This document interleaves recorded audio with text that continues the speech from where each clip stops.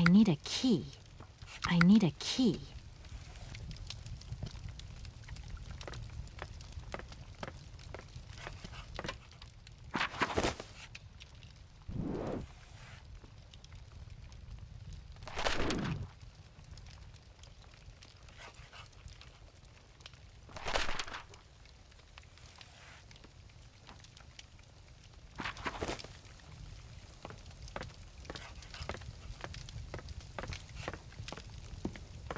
Hi there. Hey, hi there. What are you doing? Can I see? No, too difficult. Momo's work very difficult. So, your name's Momo. I'm Kate. Momo do like Hans. He draw. Hans? Don't disturb Momo. Momo work difficult. Will you show me your drawing? No, not finished. Go away. I guess I'll let you continue working.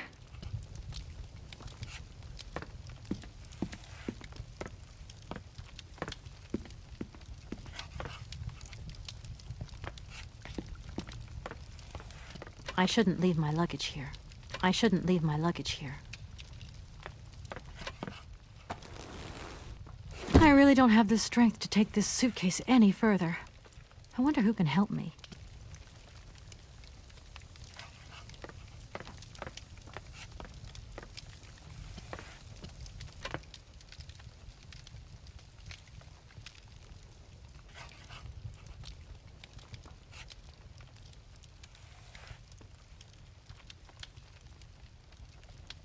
I need a key.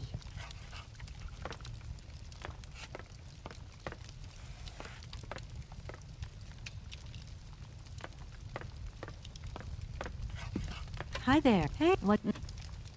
I've just arrived. My case is a little heavy.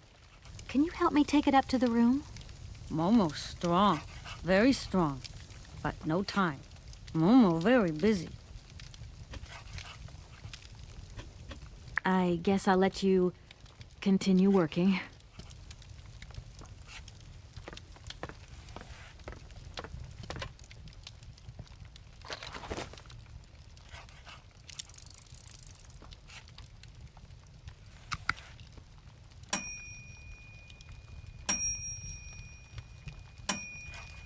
Okay, I'm coming.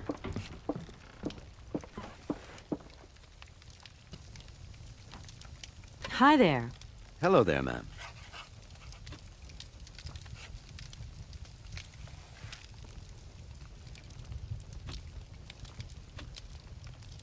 Could you possibly take my luggage up, please? Your luggage? Why, of course. Please do excuse me, Miss Walker. We have been neglecting our duties. Guests are so rare these days that we forget our manners. So you're the American woman? Is it true what people say? That you've come to buy the factory? Not factory. Anna's house. Hans' house. Excuse me? Would you quiet down, you mischievous little boy? Ah. I imagine our little town must disappoint you. You see, today is very sad for us. It's a day of mourning. Today is the funeral of Miss Anna. Momo sad, but Hans not dead. Hans long way away. Anna told Momo. Anna liked Momo very much. That's enough, Momo. Stop pestering the lady. Now go on, scram. Get out of here, you hear?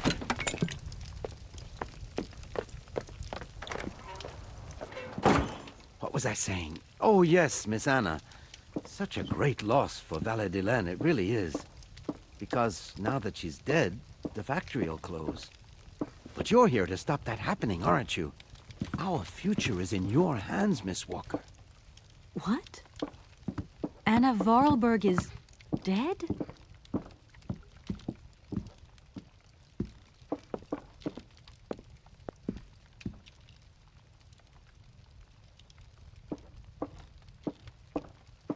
Here's your room.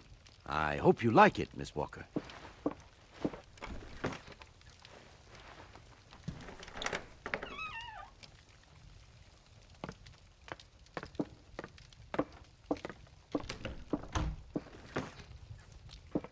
I'll leave you to rest for the time being. You must have a lot of work to do. You know, the takeover of the factory is very good news for us here. It would make us very happy to see life return to our valley. If only you had seen Valadilen before. It was delightful. People came from all over the world to buy Vorarlberg automatons. Ah, somebody has left you some mail, I see.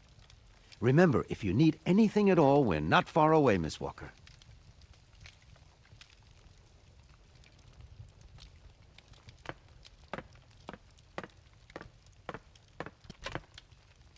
I should tell Marson about the death of Miss Vorarlberg.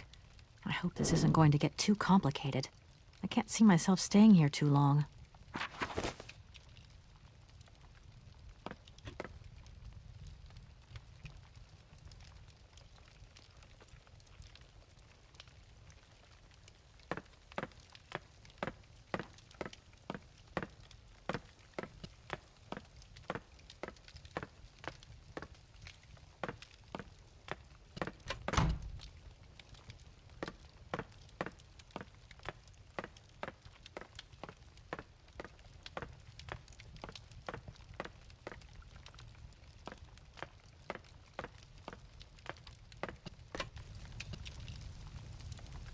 I'm back again.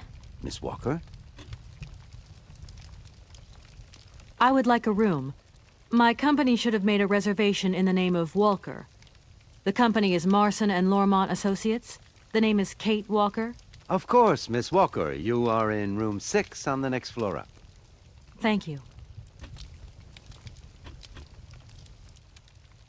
I just love all these little mechanical robots. I've noticed there are tons of them here in Valadilen. Be careful what you say. Vorarlberg automatons are not robots. If you want people to like you here, never ever pronounce the word robot. Okay. What is the difference between an automaton and a robot, then? Well, to tell you the truth, no one really knows. Did you know Anna Vorarlberg yourself? Oh, why, of course I did. I mean, well, not really.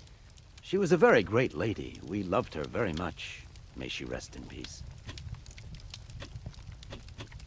The young boy who was here earlier talked about, Hans? Who is Hans?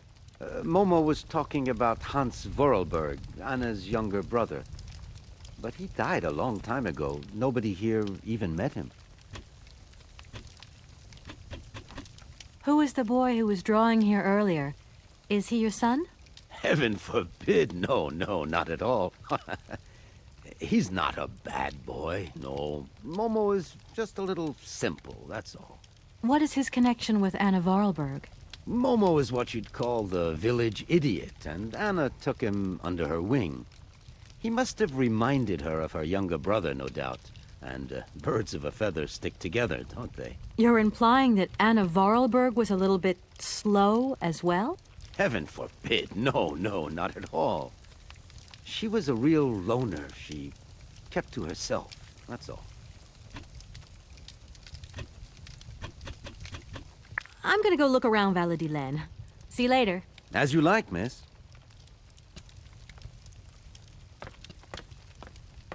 I'll wait for the storm to end before I step outside.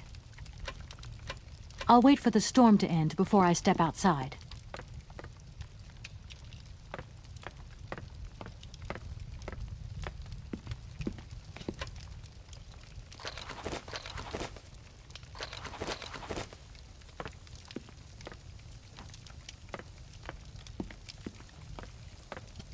I'm back again. Miss Walker. Hello, my name is... Of course. I think I'm going to need your help again. Are you leaving already, Miss Walker? Should we bring down your luggage? No, I'm not leaving yet. It's just that... We would love to help, but just think what would happen if the telephone rang, or if a fax arrived, or if a customer came through the door. We don't have 5 minutes rest here. I'm sorry. Oh, it's okay, no biggie. I'm gonna go look around Valadilen. See you later. As you like, miss.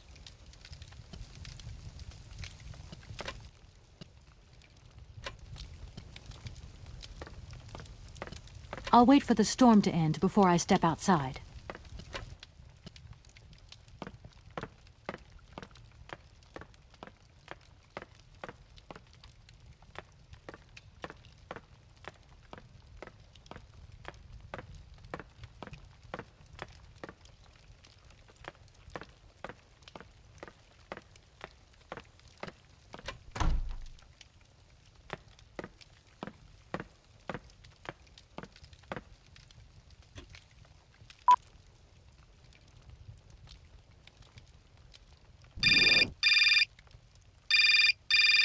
Marson and Lormont, how can I help you? Can you put me through to Mr. Marson, please?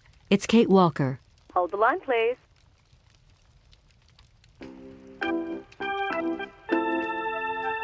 Hello, Kate. So tell me, how's the case going? I've just got to Valladolid, and there's a slight problem, Mr. Marson, I'm afraid. Mrs. Vorarlberg is dead. Ah, that's most unfortunate. But I seem to remember we made provisions for just such a sad eventuality, and we know that there was no heir. Yes, that's right, but... So where's the problem, Kate? Contact the notary right away. I'll get my secretary to fax you his address and an introduction letter from the firm. Very good, Mr. Marson. Right, I gotta go, Kate. Keep me up to date, okay? I just...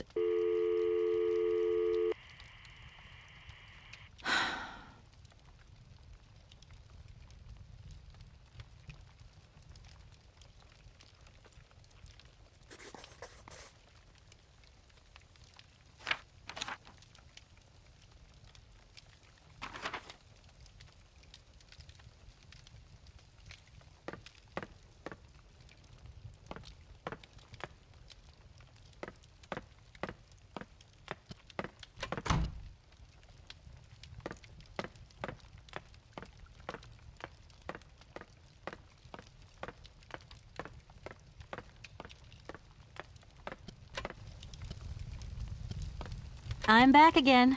Miss Walker. A fax didn't arrive for me, did it? Maybe. I thought I heard the phone ring. Do you think you might want to go and check? Certainly, ma'am. Immediately. Thank you very much.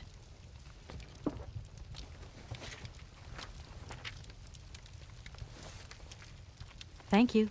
At your service.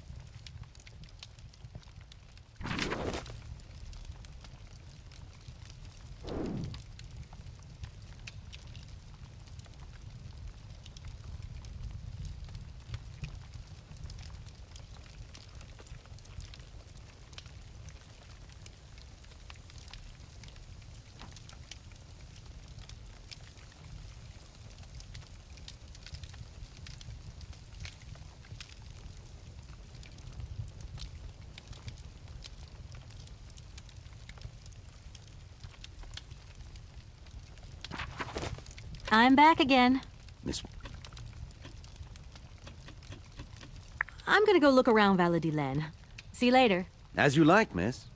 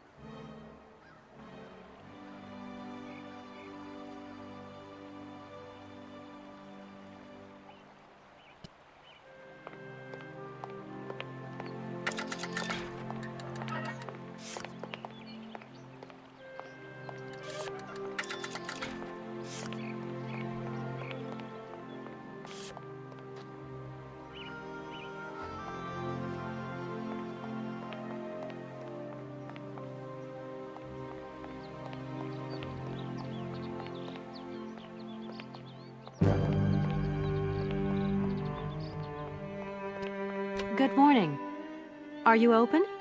Can I buy something from your bakery? No, afraid not. I can wait a while. You can wait, but we're closed all day.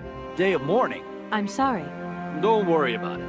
Because of Madame Vorarlberg's death, all the shops are closed. Mayor's decision. Try tomorrow. Tomorrow I won't be here. That's a pity.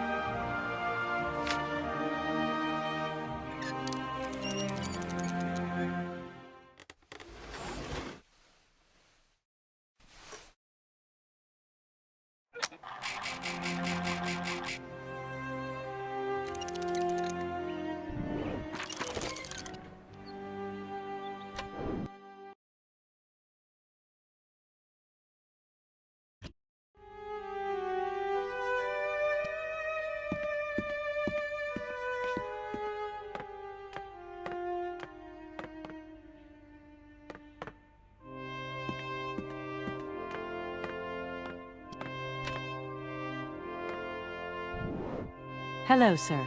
Miss Walker, I presume. Have you had a good journey? Everything went very smoothly. Thank you. Do take a seat, Miss Walker, please.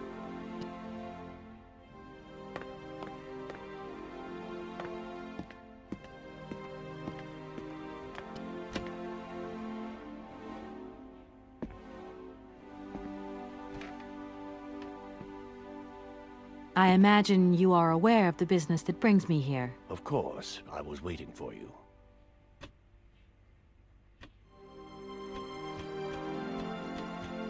That is a magnificent automaton you have at your entrance. I'm very proud of it. And since my health problems, it has become absolutely indispensable for me. Yes, indispensable. It was Anna Vorarlberg who had the idea. She provided many houses with this kind of machinery.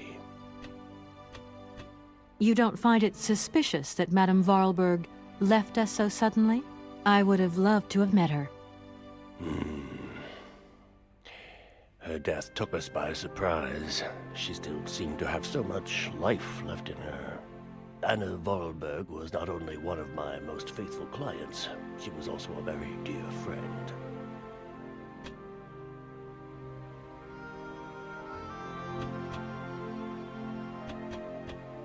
Miss Walker, I am afraid that the sale of the Vorarlberg factory is not as straightforward as it first seemed. Whoa there. Everything was agreed.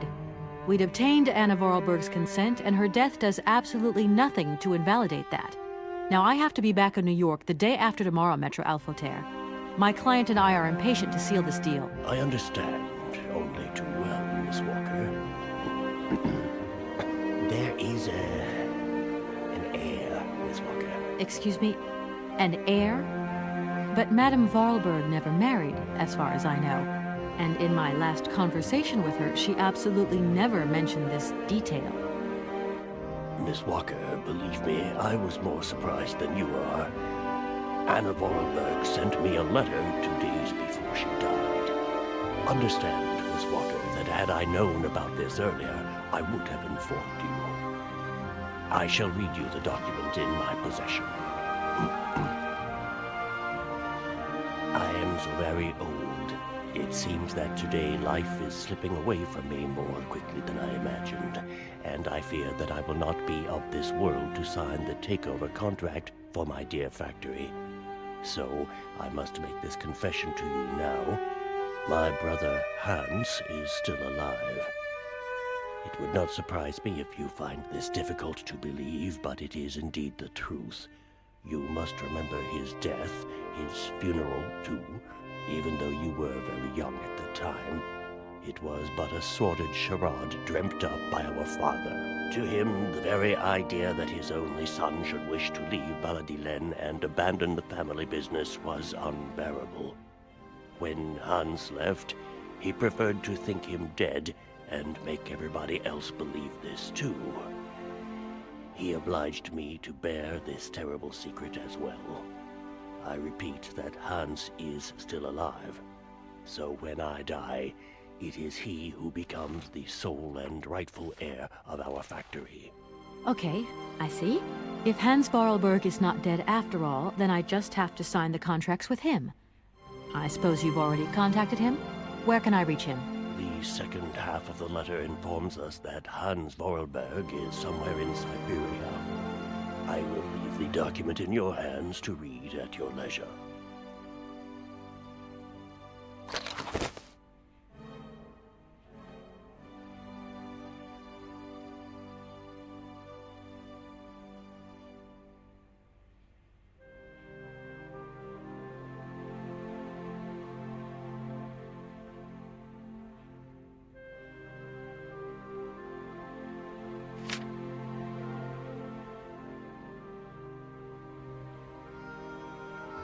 Anna Vorarlberg had no further information to add?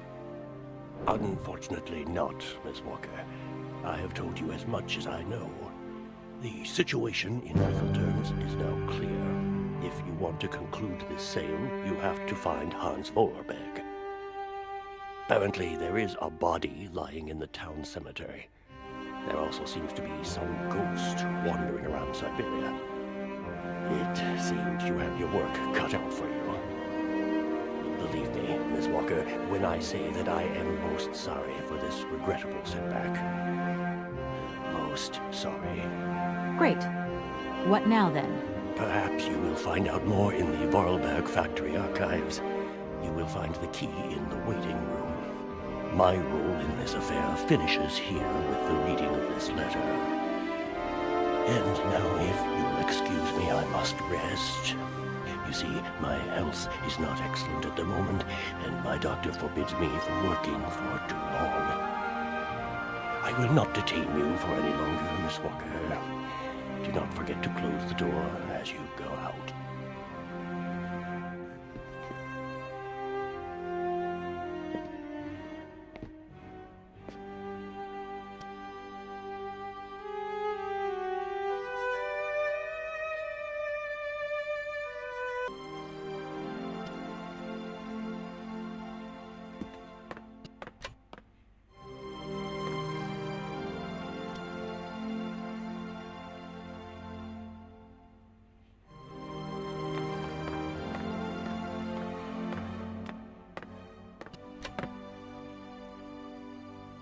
Doesn't look like that works.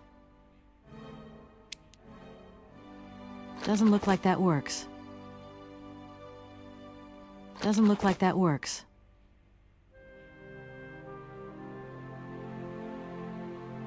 Doesn't look like that works.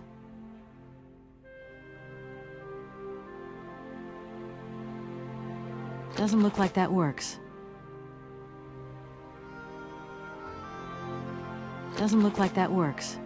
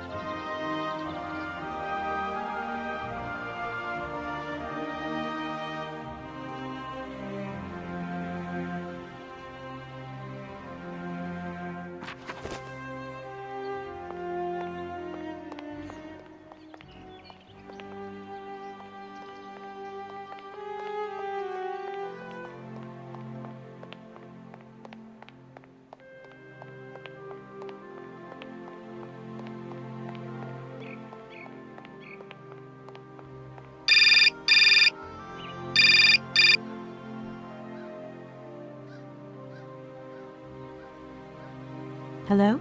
Kate? Dan, I'm so pleased to hear your voice. How are you, honey? Did you have a good journey? Have you settled in? It was long, tiring, damp especially, but I'm okay. Especially when you... Everything going as planned? Yeah, I mean, well, not really. It's not exactly what I thought it would be. You know, everything's so different here. Actually, while we're on the subject, I managed to free myself up some more lunchtime. I'll come and meet you at the airport. I hope the flight from Paris won't be delayed. We're expected at the Goldbergs about 8 o'clock. I hope you have the time to take a shower and change, my poor honey bun. Dan, I don't think the Goldbergs tomorrow night is really on. Don't worry, Kate. You'll be as perfect as ever. Anyway, you never have to wear much to look really great. Dan, I'm going to have to extend my stay here. There's 1 or 2 complications. You understand? Kate, honey, what are you talking about? It's only a measly toy factory. The sale isn't going through as expected. I've got to stay a bit longer. Dan, you don't mind, do you? But Katie, you can't do this to me. I mean, it's the Goldberg contract. There's millions of dollars on the line here. I know, I'm sorry. You go ahead. Don't worry about me. I'll get back as soon as I can, I promise. Okay, I've got to go. I'll call you back soon. Love you, honey.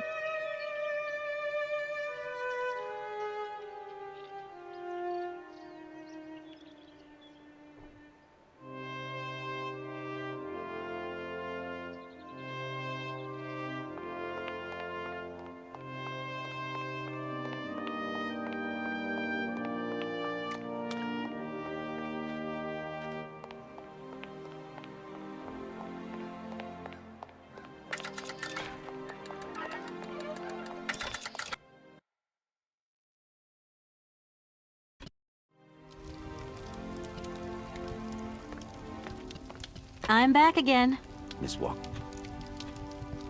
I'm gonna go look around Valadilene. See you later. As you like, miss.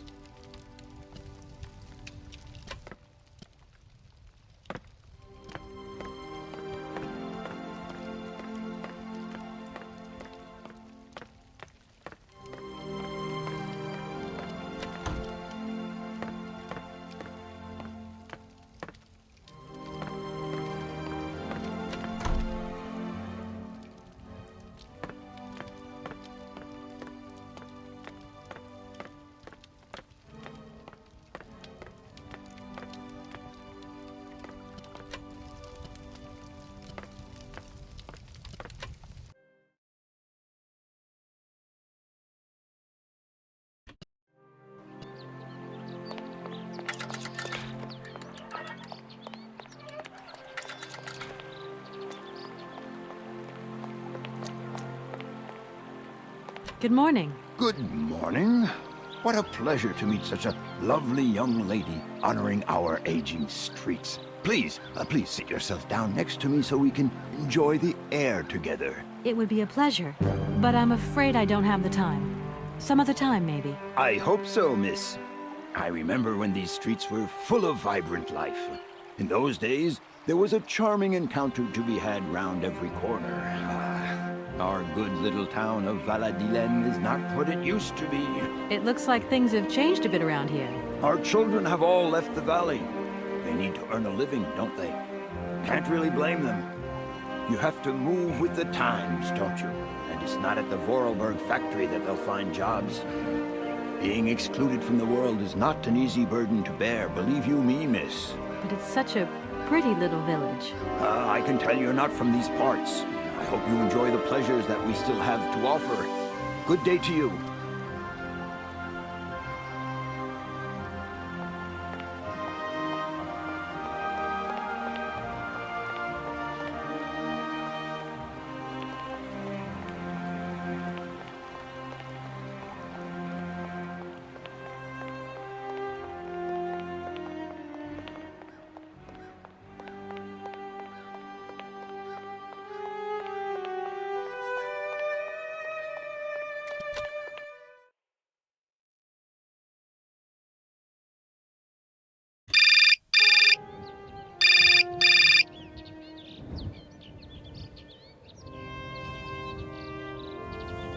Hello. Kate, so what's new? We've got a problem, Mr. Marson. What problem? Come on, Kate, don't beat around the bush. There's maybe an heir. What? Hans, Anna Vorarlberg's brother. Looks like he's still alive. We can't buy the factory without his consent. What? What is this? Where's this mystery brother come from? And more to the point, where is he? What did the notary say? Nothing. I mean, nothing else. You know, sir, it's an odd town here. Everything's odd. The people, things. The situation's not straightforward.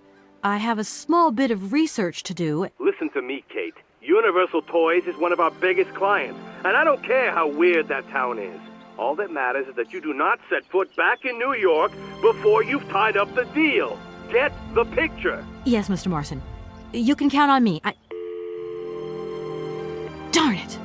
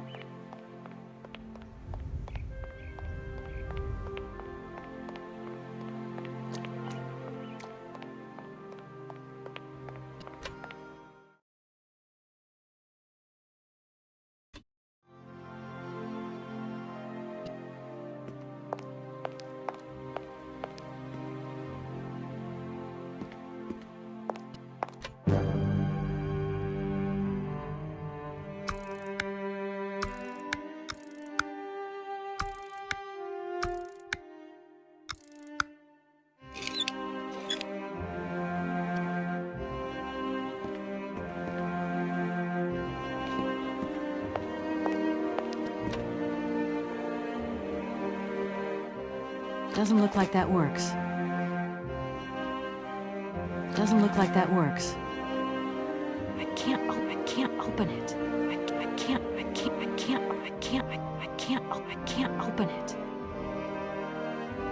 This thing's jammed. This thing's jammed. Doesn't look like that works. Doesn't look like that works.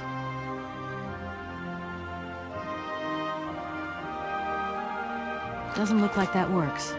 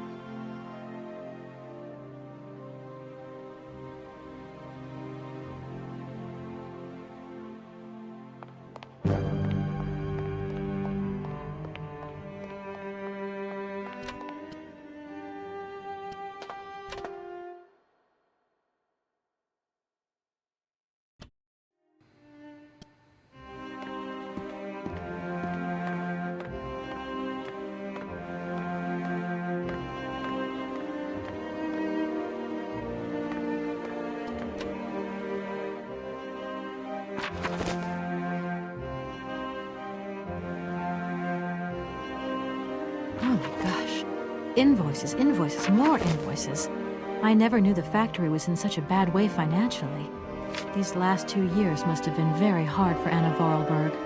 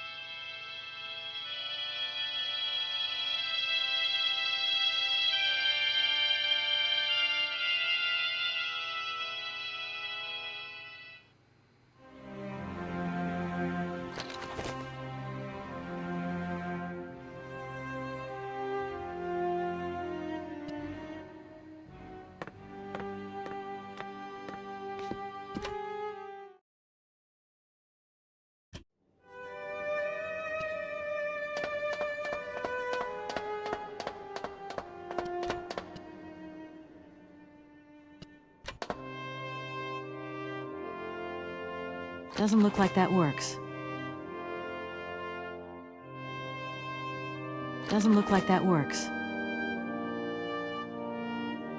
Doesn't look like that works.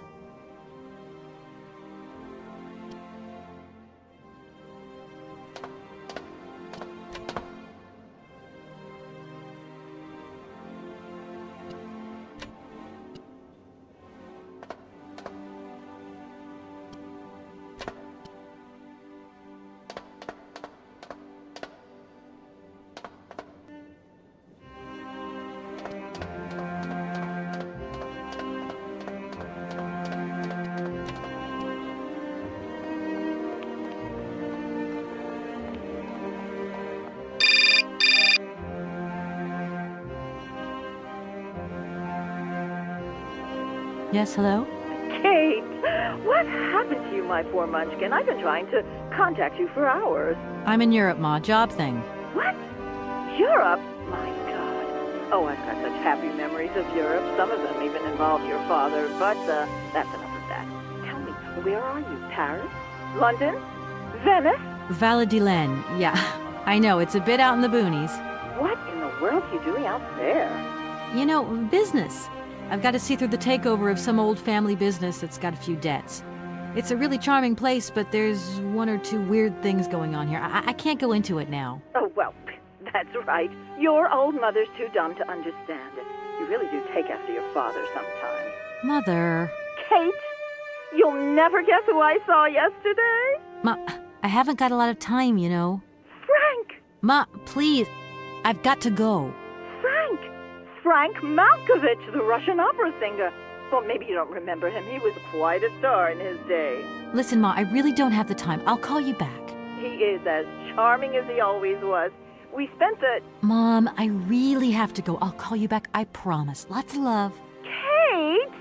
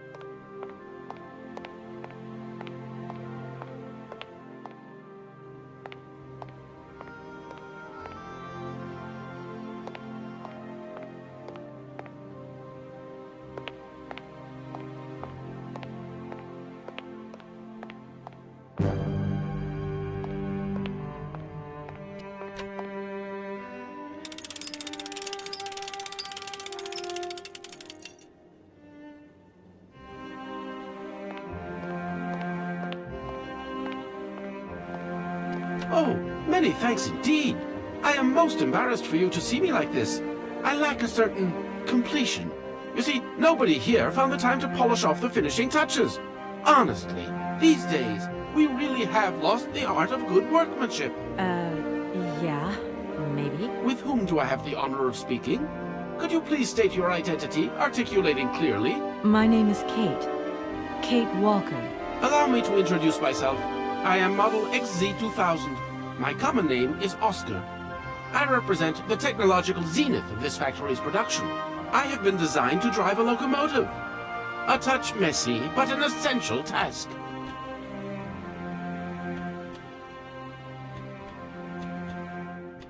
Do you know where I could find the factory paperwork? I cannot reply to this question with precision. Try Anna Vorarlberg's office above the machine floor.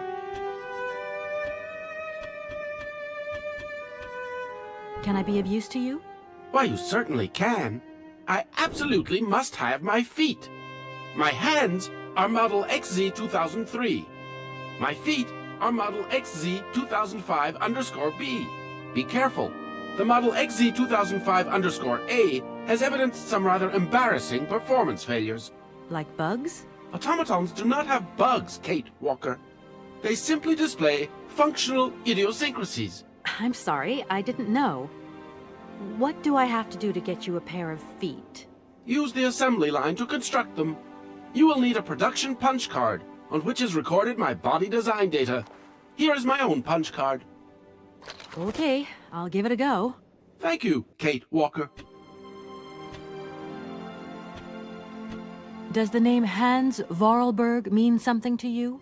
Of course, he created me. But I am sorry to say that I am yet to meet my maker.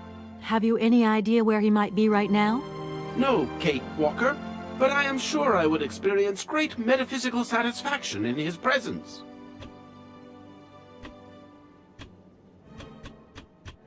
Oscar, what do I have to do with this card? I am counting on you, Kate Walker.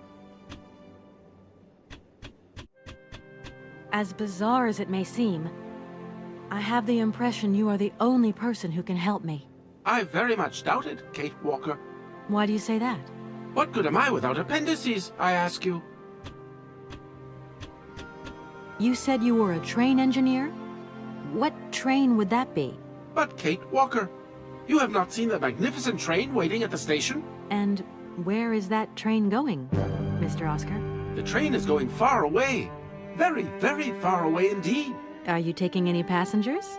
My duty is to drive the train. Above all, to avoid delays. An engineer prides himself on punctuality. I will agree with you, though, Kate Walker, that a train without passengers is hardly a train at all. You haven't answered my question. For further details, please consult Anna Vorarlberg.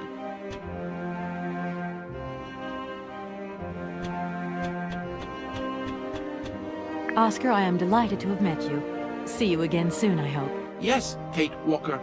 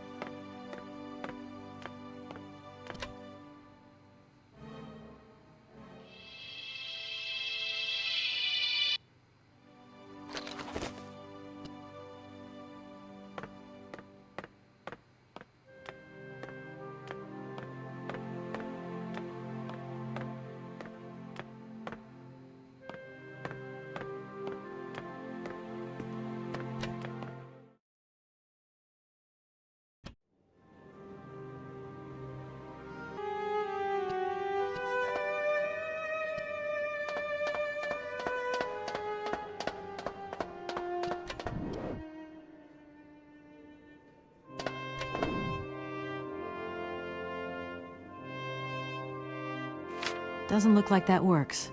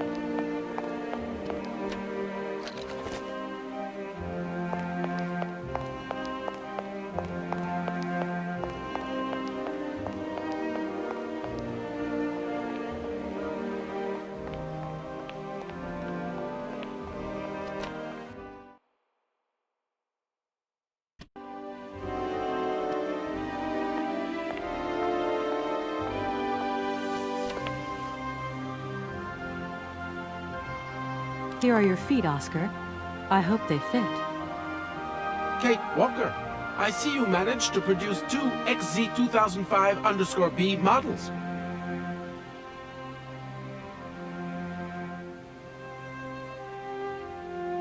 Allow me to express a real feeling of joy, Kate Walker. They really suit you. Comfy? Very. You are very kind, Kate Walker. I am sorry to have to leave you. Where are you going? I must find my train. Its departure is imminent.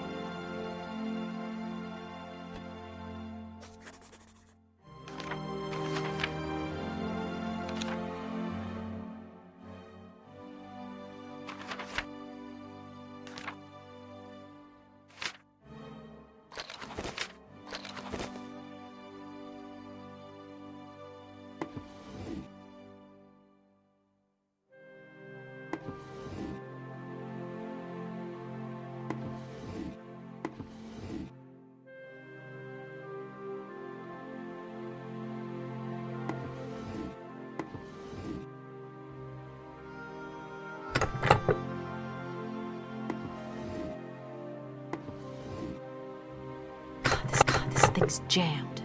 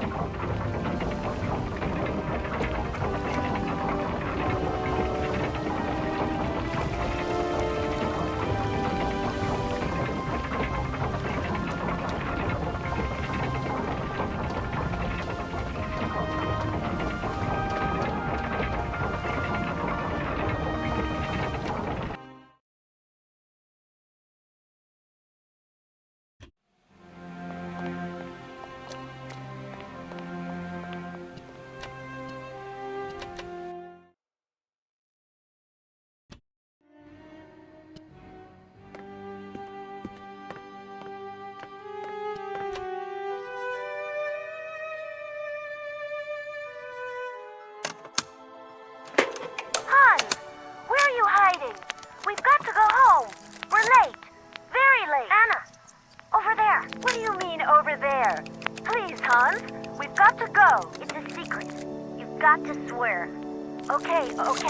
I, Anna Vorarlberg, swear to my brother Hans to never ever mention this to anyone. It's right there! You see? But it's dark in there. Don't worry, I took a lantern. From the factory. Girls, honestly. You won't look so clever when Father notices you've stolen one of his lanterns. Oh, I'm all covered in mud because of you. Look, Anna. Look.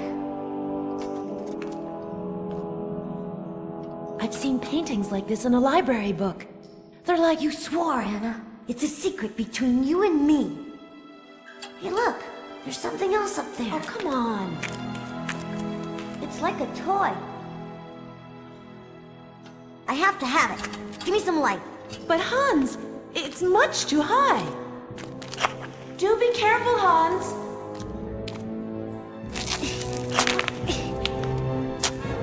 Hans, be careful!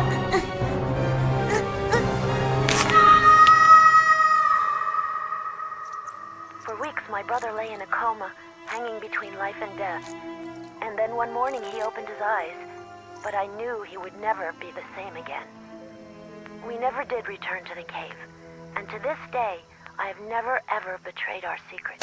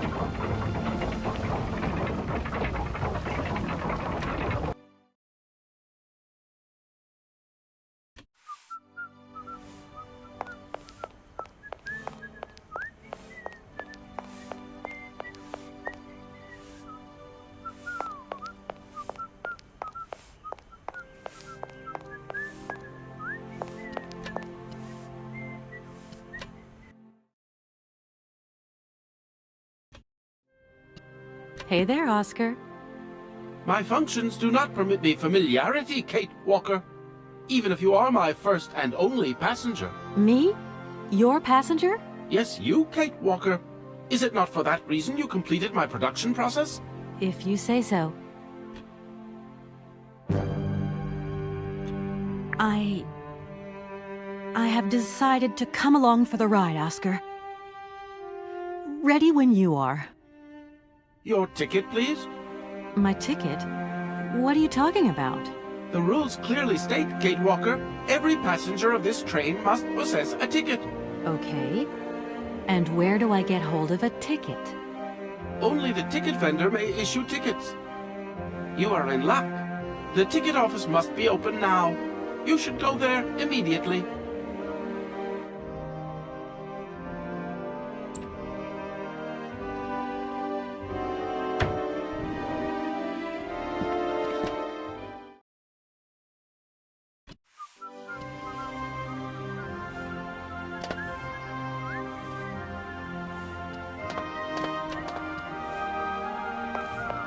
But it's you?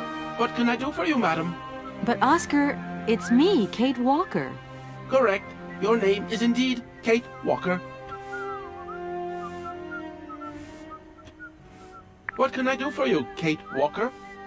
A train ticket, please. Why? Do you sell anything else? The only function of this ticket office is to issue tickets. You are requested to accelerate operations. The office closes in exactly 3 minutes. What can I do for you? A ticket, please. 1 ticket? Yes. 1 ticket. What is your final destination? I don't know. It's you who told me I had to get a ticket. A ticket to travel, then.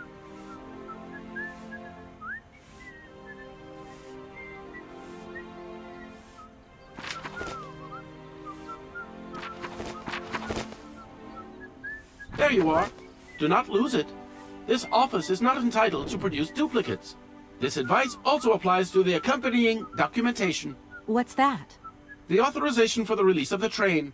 The ticket officer may ask you for it at any time. But I mean, you are the... Attention!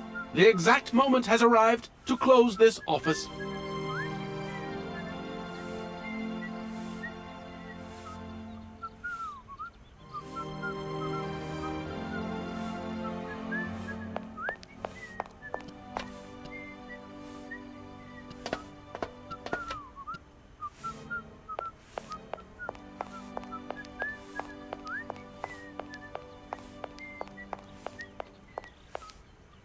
I don't need to use this console. Not yet.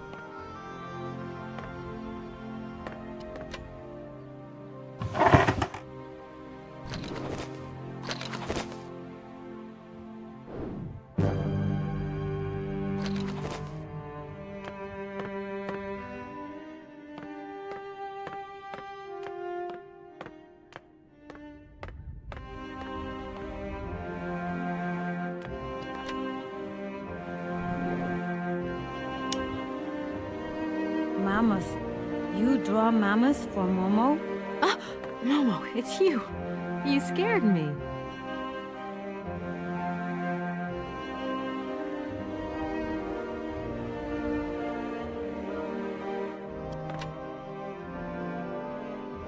Doesn't look like that works.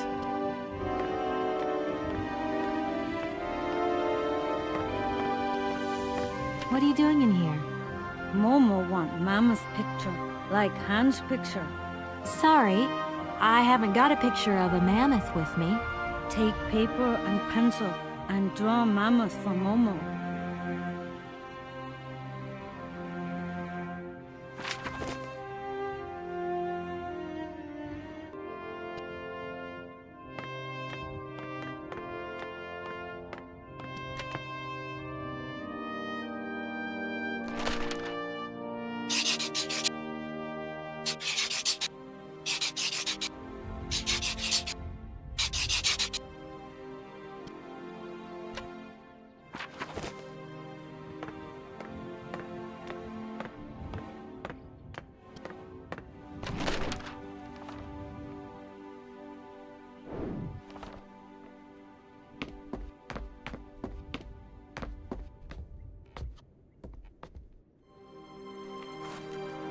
Thank you.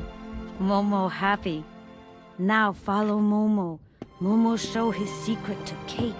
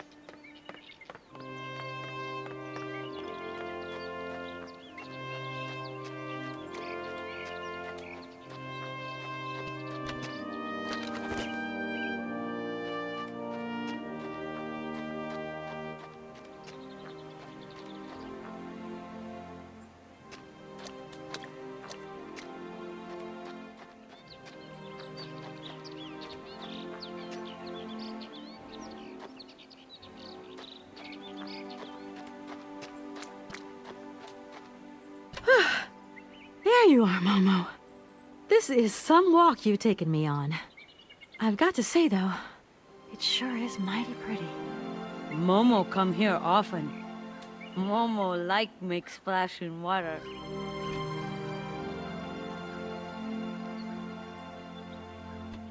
Why have you brought me here? Mammoth doll in cave. Very important for Hans, Anna say. Cave? What cave? Where? Momo, not liar. Momo, I've got to go now. But see you later, maybe.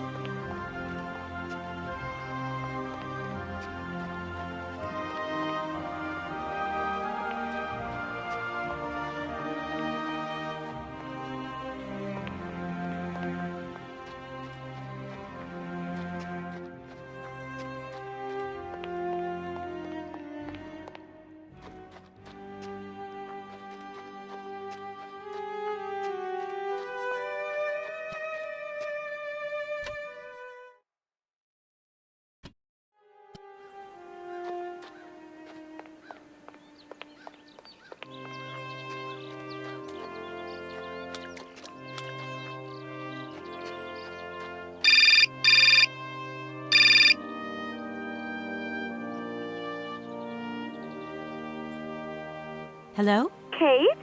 Is that you? Well, yeah, who did you think it was? I didn't recognize your voice, that's all. Must be the distance or something. So, spill the beans. What's Europe like? You lucky lady, you. Honestly, I never get that kind of break. Well, so far all I've seen of Europe is this tiny village, and frankly, they're not very hospitable. The whole case is getting really complicated. There's this surprise heir I've got to find. I know. I talked to Lynn, who bumped into Joss, and she had coffee with the head honcho this morning. He didn't sound at all happy. The client's meeting him tomorrow, and when Marston tells him that the sale's not even gone through yet, whoa, you're gonna be pleased you're on the other side of the ocean when that bomb goes off. Yeah, I get the picture. But so, how about yourself? What's up at work? We lost the Farah Lou trial. I worked 5 months on that dumb case. I remember. So, for a bit of therapy, I went to Boomy's. The sale started yesterday. Wow. It was absolutely crazy, Katie. Absolute mayhem. You know that blue silk top I wanted? Guess how much I got it for? I don't know. $250? $140. Just get yourself back here and I'll go down. Like it's my choice. Look, I gotta go. Call me soon, huh? I want a blow-by-blow account of every moment of your great adventure. Get out of here. Look after yourself. You too.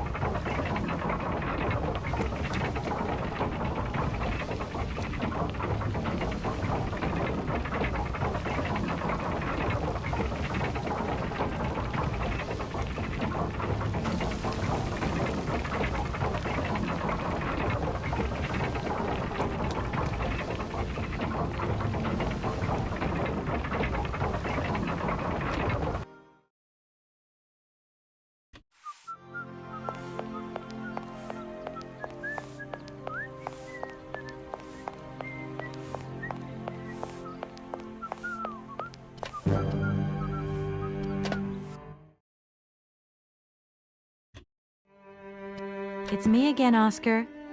Hello, Kate Walker.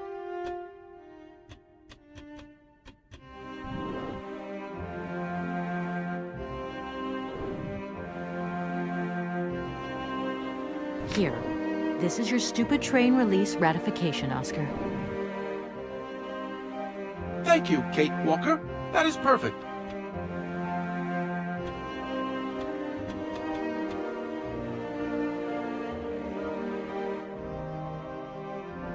There you are, Oscar.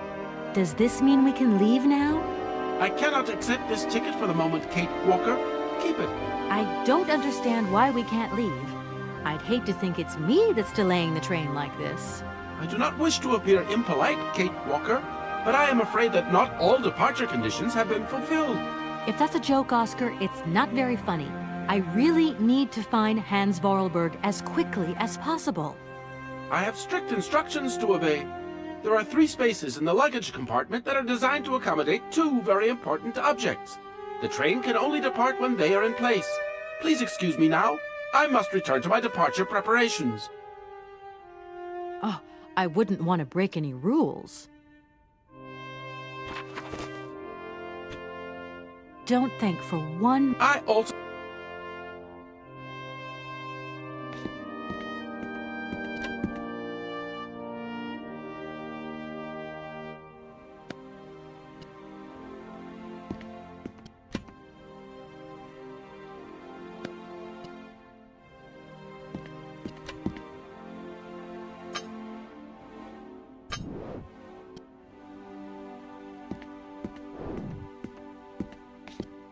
It's me again, Oscar. Hello.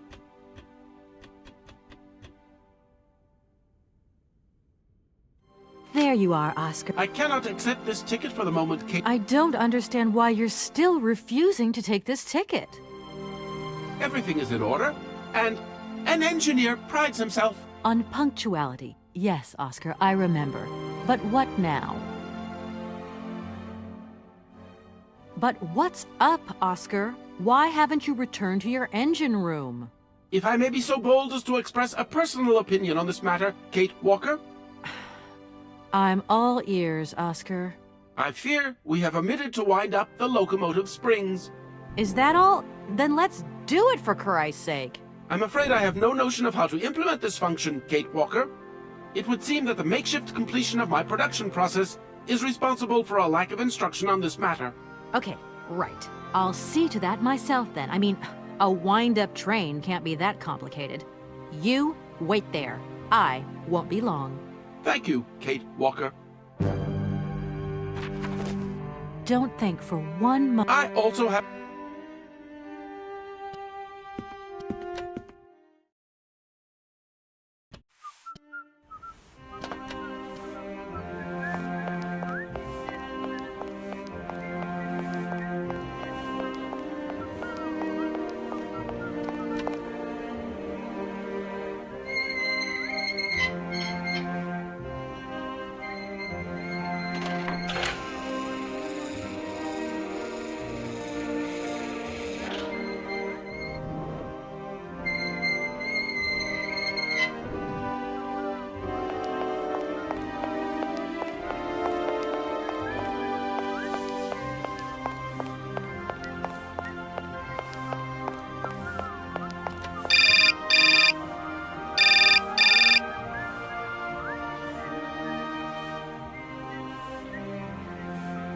Kate, it's me again. Dan, I was gonna call you. Yeah. Are you mad at me? I've just called Marston and Lorma. They told me you weren't expected to return this week. Oh, yeah. So when are you coming home? I don't know. There's nothing I can do about it. The situation is kind of tricky, you know. At the beginning of next week, I hope. Yeah, whenever. Dan, please. Just hang in there, okay? The stakes are higher than I thought. And you know how much I love this job. I suppose it's neither here nor anywhere to you that the Goldbergs are going to... It is. I mean, it isn't. I mean, Dan, this really isn't the moment. You know I'm thinking about you. I love you, sweetheart, and I'll give you a call when I have some news. Promise. I've got to go now. I've got kind of a train to catch. A train? Where are you off to now? This is crazy, Kate. To tell you the truth, I've no idea. Love you, honey. You know that. Kate!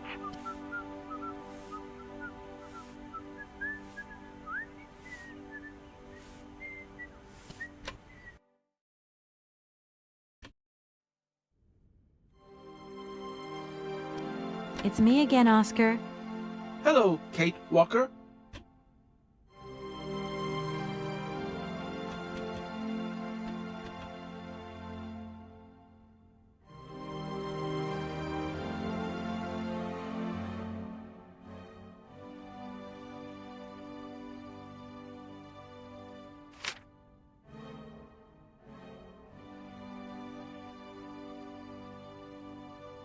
Right, everything is in order then.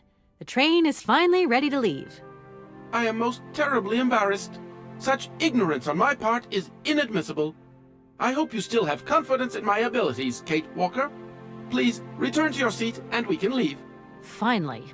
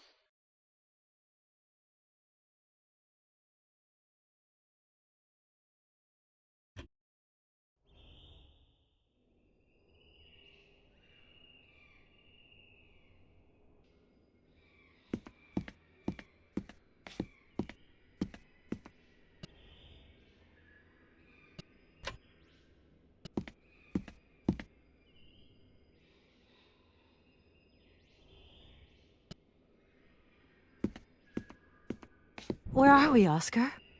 At the halls of residence of Barockstadt University. And do we really have to stop here? The situation is incompatible with the pursuit of our journey. What are you waiting for, then? Wind them up. Find a way. There must be some sort of train winding thing just laying around in this weirdo station. I have seen nothing that fits that description, Kate Walker. I guess we'd better find out, then. I do not like this station. The atmospheric humidity is detrimental to my sophisticated wheel workings. I will wait for you inside the train. Wimp. Oscar, we have a serious problem. How can we carry on our journey if this train doesn't want to budge? What are our options? Every clock has its key, Kate Walker. Keep looking. Well, I hope you're right. I'm gonna go see what I can find.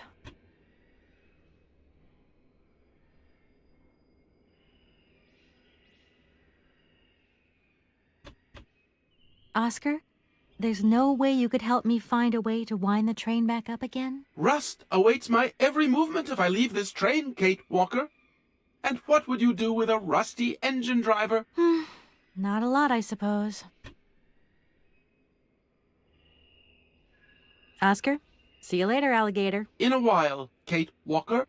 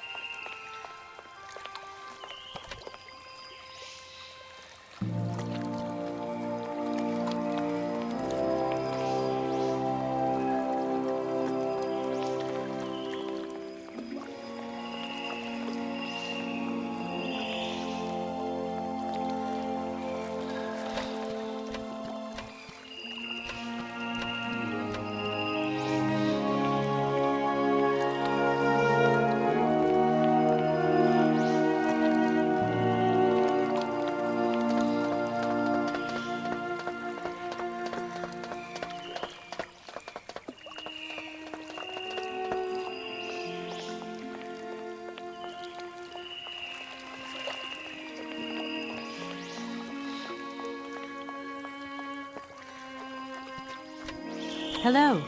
You arrived by train, I see. Yes, I've come from Valladolid. It's been a long time since I've seen a train here. Students, did you bring students with you? No, I traveled alone. Well, almost alone. I remember around the start of fall, trains would bring kids from all around the world here to study zoology and botany, paleontology, and all that stuff. This was a great university. And it isn't still great today, then? Today? Well,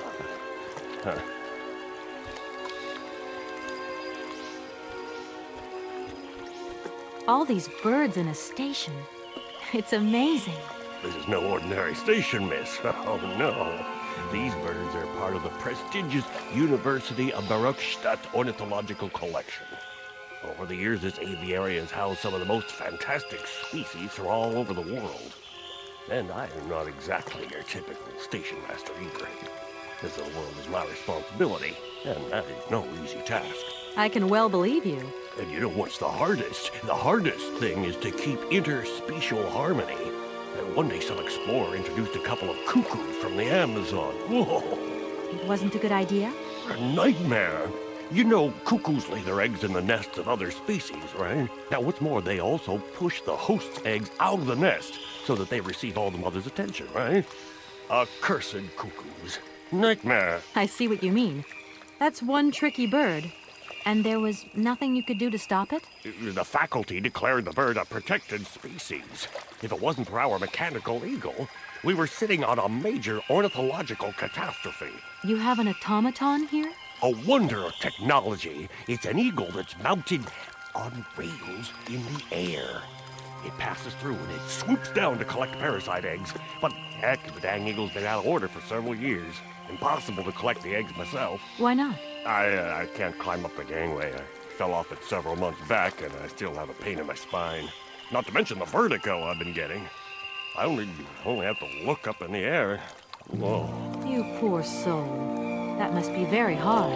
Worst thing is, cuckoo eggs piling up in the nests. Soon the rectors are gonna notice. There's trouble in store, big trouble. I'm worried. Yep, worried.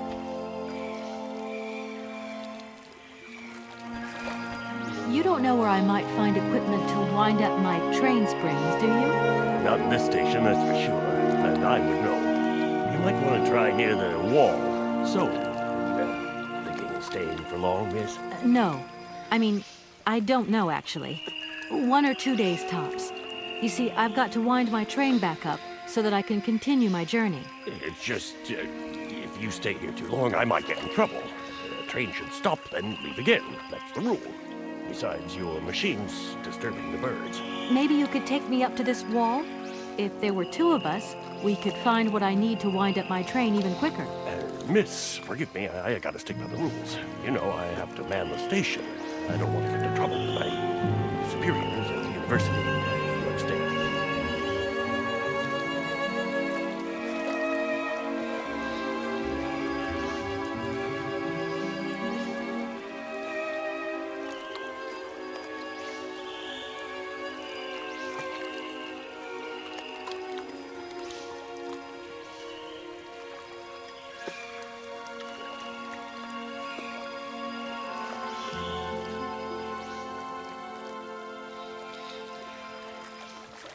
I won't disturb you any longer, Mr. Station Master. Welcome to Barockstadt, miss.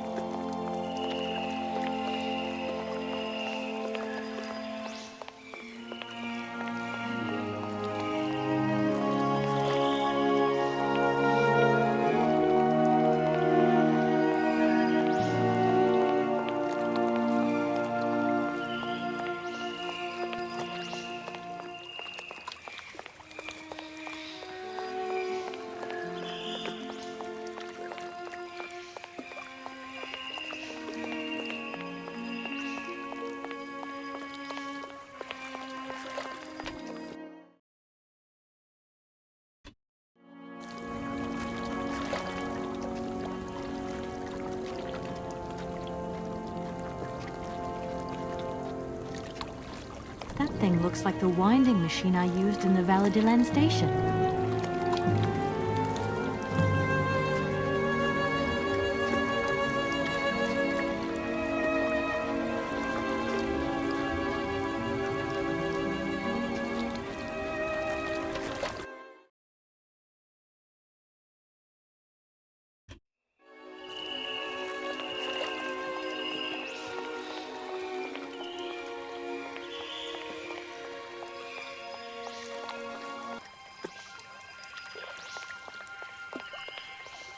Kate Walker! Kate Walker! Come over here, please! I have something to say to you!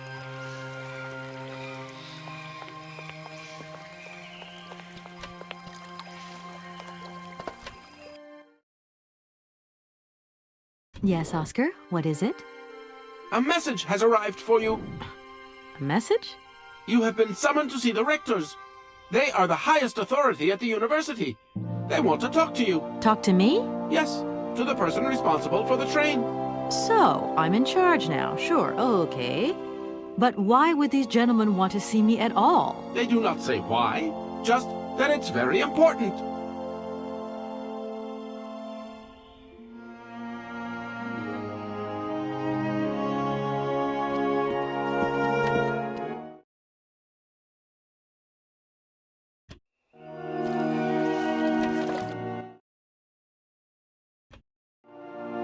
Everything okay, Oscar? Yeah. Oscar? In a while.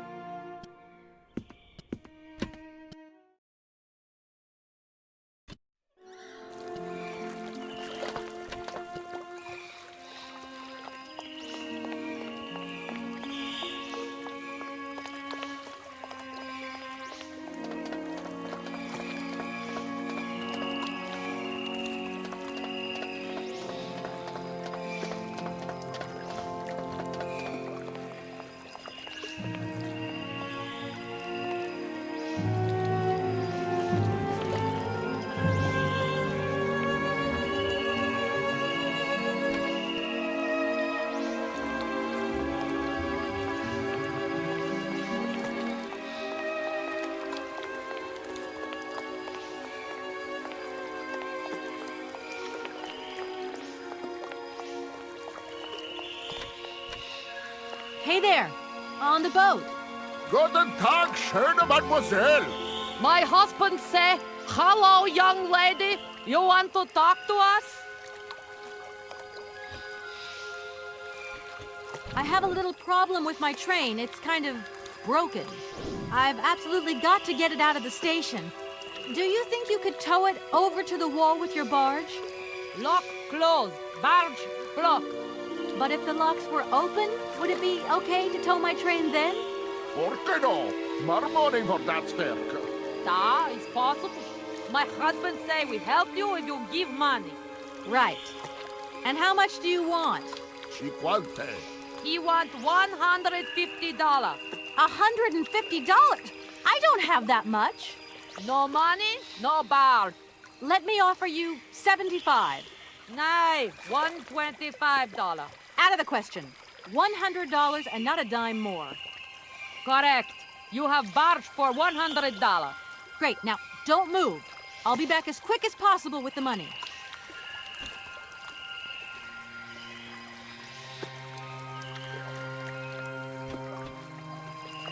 I have a little problem with my train. It's kind of lock closed. Barge. But if the locks were open... Por qué no? Da. Right. He want No, out of the question. Great. My name is Kate. Lawyer.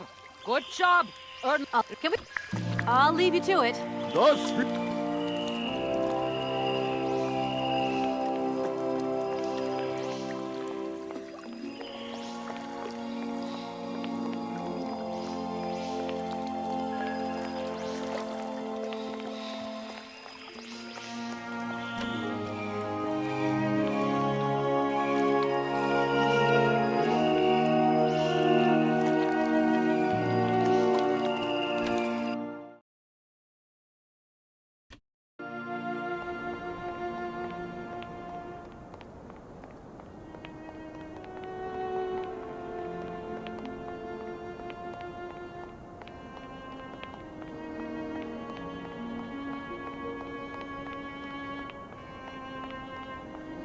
Hello.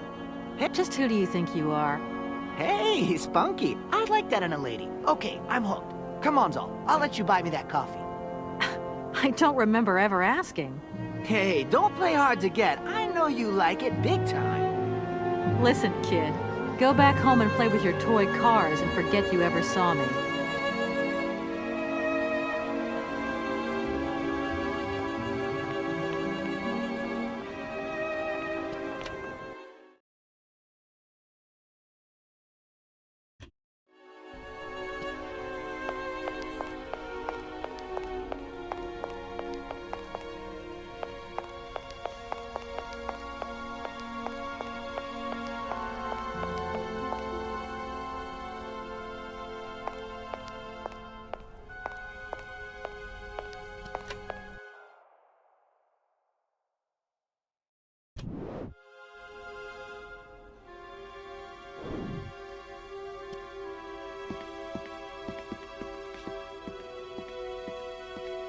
Good day to you, gentlemen. Tell me, young lady, to what do we owe this pleasure? Please do be brief. We do not have very much time on our hands.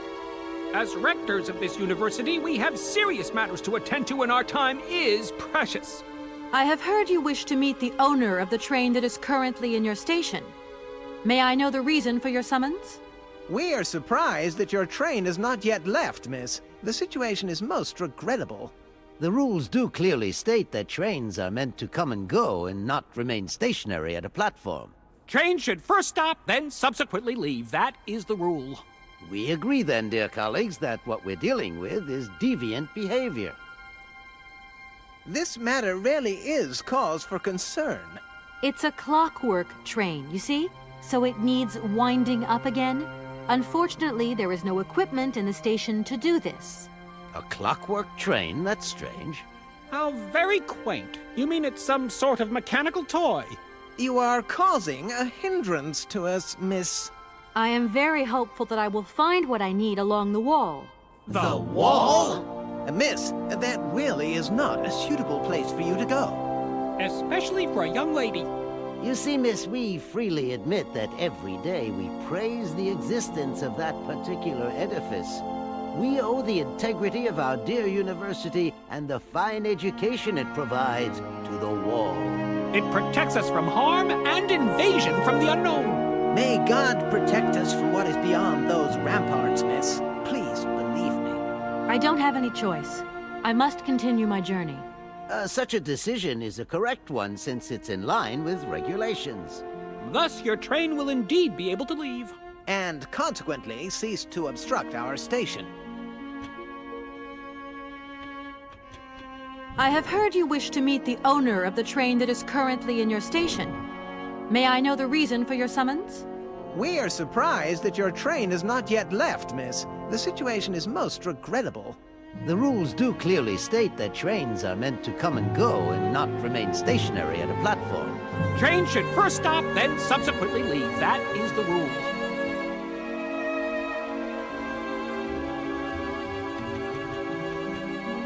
Some sailors have agreed to tow the train, but I don't have enough money to pay them. I was wondering if you could help me out. For a while. I could work for the money. Please wait, miss. We have certain confibulations to attend to. That is right. We must confibulate between ourselves. A collegiate decision must be taken. I hope that we are not indisposing you in any way. Why not? If it helps us get rid of that train. My word, that is a fine idea. What do you have in mind, gentlemen? When you arrived here, you must have noticed a splendid bandstand which honors the main university courtyard. A unique piece of mechanical craftsmanship which no longer works, alas. Why, yes, we have very moving memories of its melodies. We're prepared to offer you a financial reward if you can set it working again. With pleasure. What do I have to do? Unfortunately, my dear, time and rust have taken their toll on this university, and our automatons no longer have a spring in their step. You are going to have to be resourceful. To tell you the truth, there are a number of complex mechanisms here in Barakstadt, and it would appear that we have unfortunately lost their operating instructions. Your train, however, is an extremely ingenious invention, so you should be no stranger to complex mechanisms, should you? We are therefore counting on your ingenuity, miss. I hope that I can show myself worthy of your faith in me, gentlemen. Well, my dear colleagues, one more university matter nicely tied up.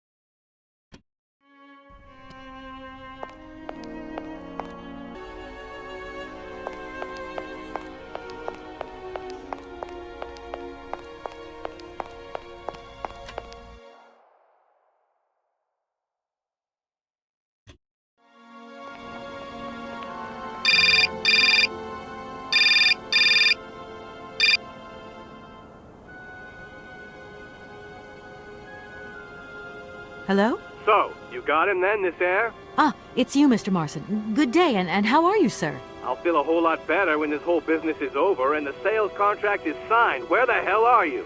I'm in Barkstadt. Bollocks, what? What in God's name are you doing there? It's a magnificent university town. It would appear Hans Vorarlberg once passed by here several years ago. So if he isn't there anymore, then there's no point hanging around.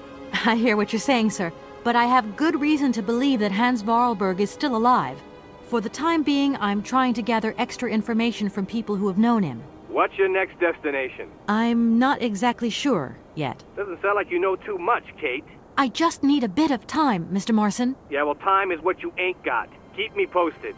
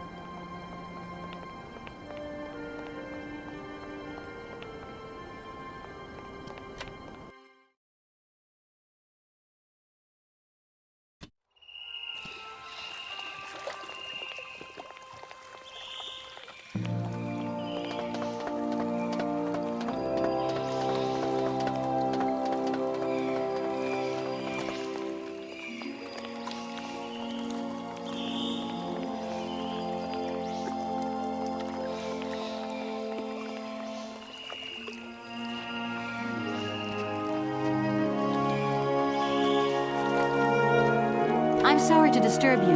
What can I do for you, miss?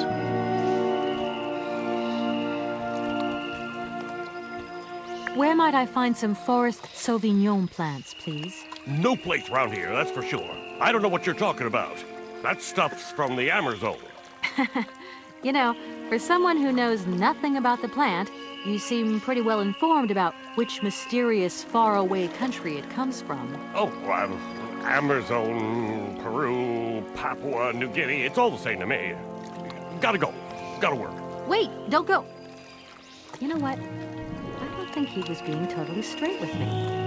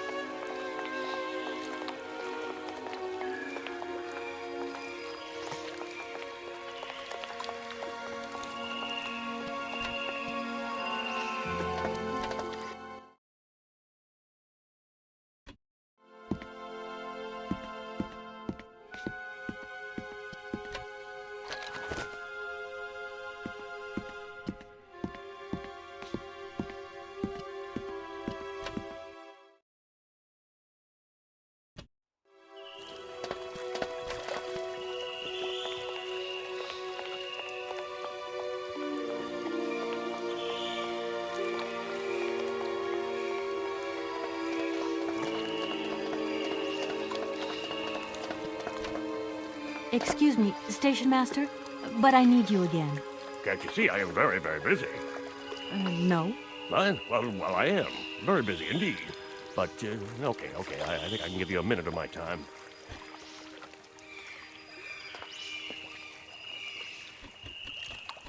I'm looking for a kind of little juicy berry. You don't know where I could find some? Look, lady, the station doesn't have any Sauvignon berries, not even forest Sauvignon. Funny you should mention it. That's exactly what I was looking for. Forest Sauvignon.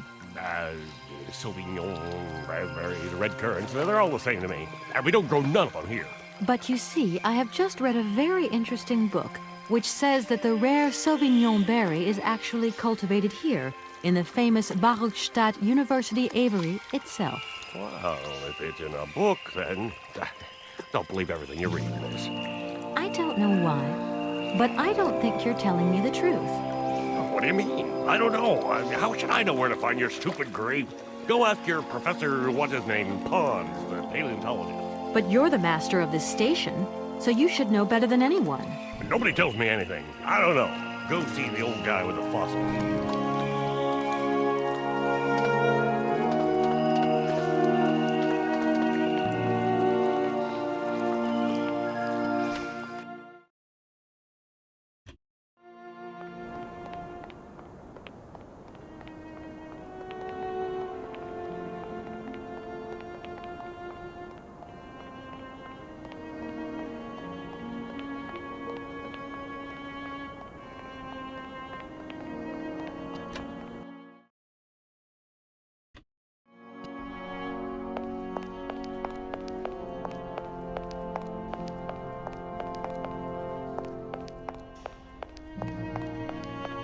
Excuse me.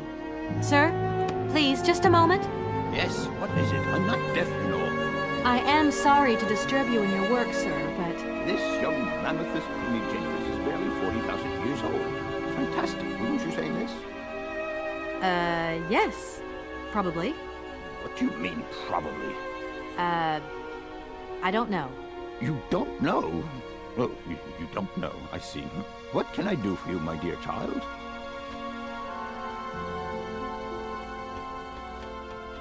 You wouldn't know where the forest Sauvignon plants are kept in Barkstadt, would you?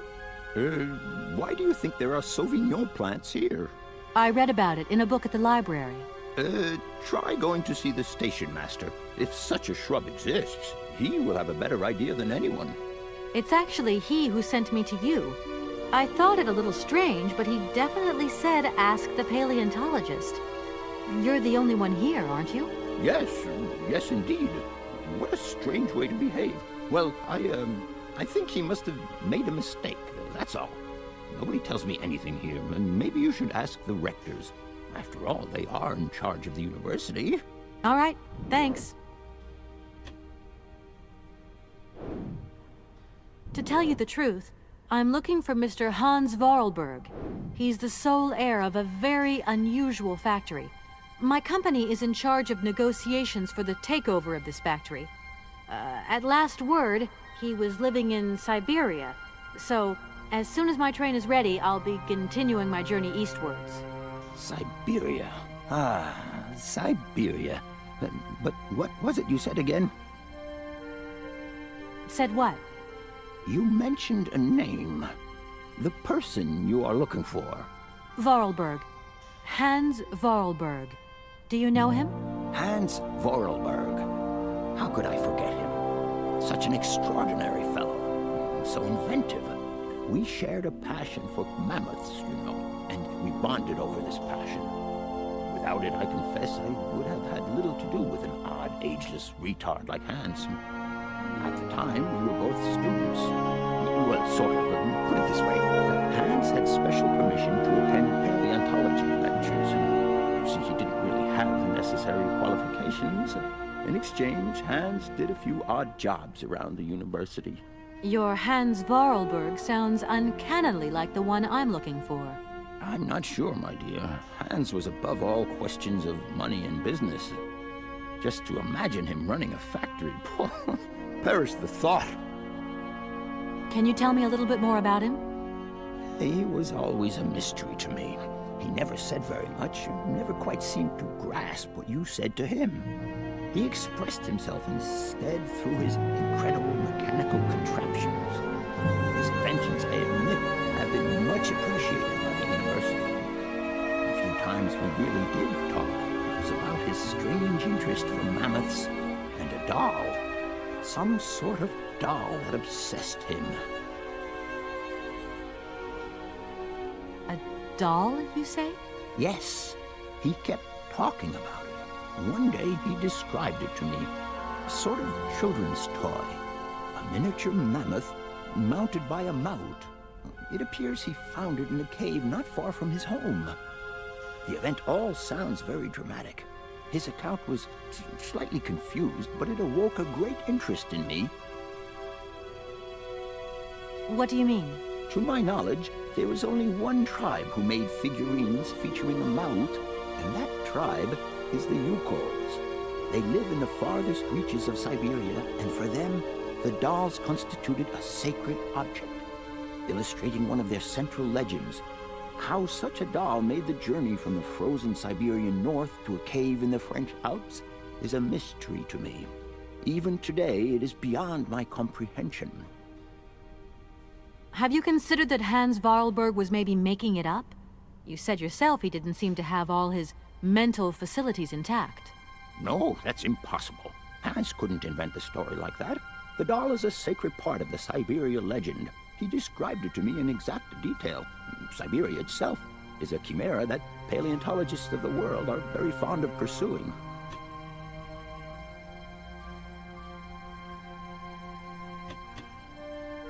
Please do excuse my persistence, Professor, but did Hans Vorarlberg ever talk about his childhood? About Valadilene and his sister, Anna. No, not that I recall. Pity.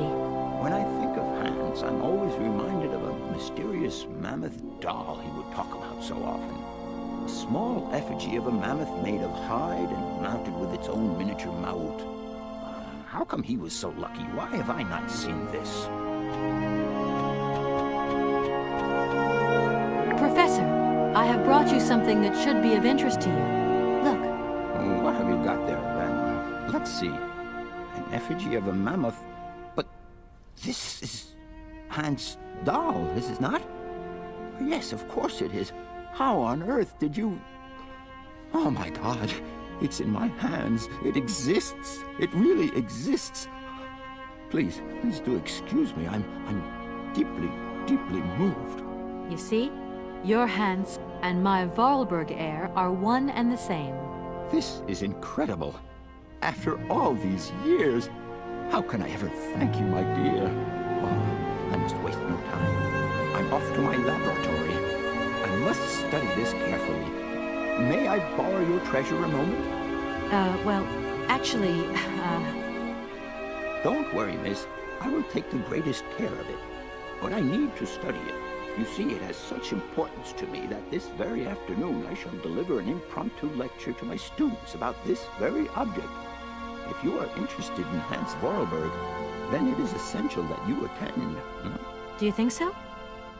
Obviously. Give me your telephone number and I will call you the moment my lecture begins. I will return you your doll at the end. You have my word.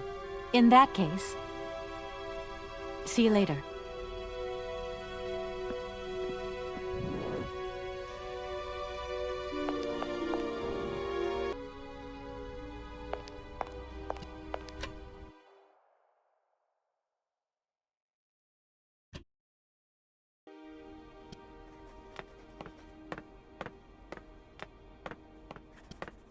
Do excuse me, Professor. Professor, sorry to disturb you again. What is it you want to know, miss?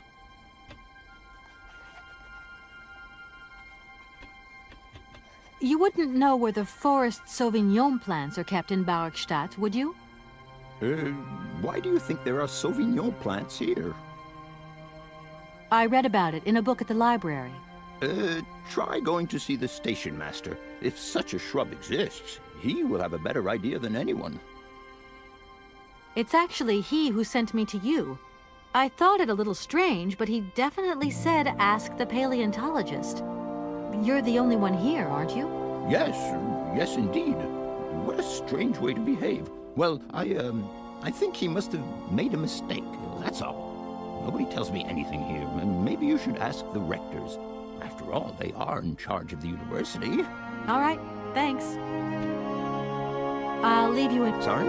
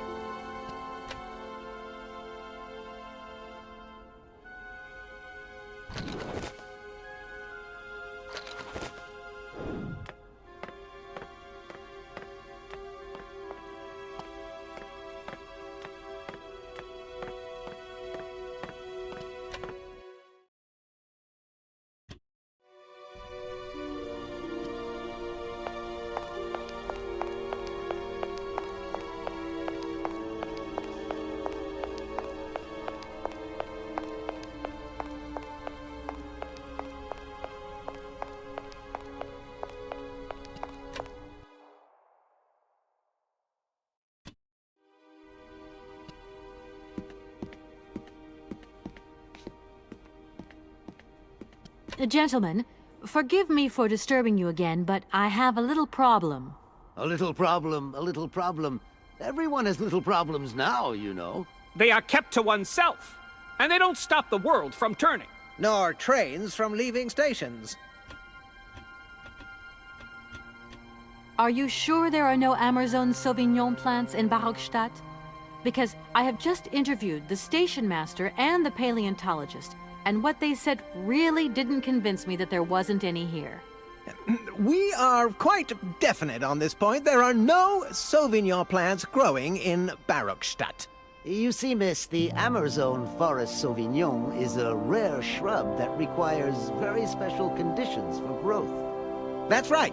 Conditions that are very hard to reproduce, believe you me. Difficult, but not impossible. Fortunately, our garden has proved very successful. Your garden? So, there is a garden in Barockstadt? Oh, the garden. Well, if there was one, it would be only a little garden hidden behind the station. But our station master would be very proud of it. He would take very good care of it, too. Everything would grow marvelously if we were able to cultivate it at all, and it would be all down to his gardening prowess. And we would be proud as punch. And we wouldn't forget the role the paleontologist might play in this. What's the paleontologist got to do with it all? Without him and without his laboratory, how would we make the wine, do you think? And it would be good wine indeed, my dear colleagues, would it not? Oh, yes, a delightful balm to soothe away our long hours of toil and our heavy responsibilities.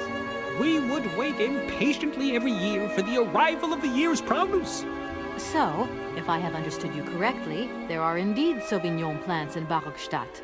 They are cultivated in a garden behind the station, then turned into wine by the paleontologist's loving care. And finally, the pleasure of tasting is yours. If I'm not very much mistaken, gentlemen, you have a minor racket operating here. Miss, you do go jumping to some hasty conclusions. We never said that. That's not what we said at all. We were talking in the conditional. You know, with ifs and woulds. So, what would happen if I had such a hunch? You would have to keep it to yourself, of course. Yes, if you would be so kind as to keep it a secret. It would only be a small local concern, producing barely a few bottles every year. That's right. Nothing so grandiose as a business. Otherwise, we'd be liable to be fined. So, we can't count on your discretion, can't we? Don't worry, I have no intention at all of getting messed up in anything.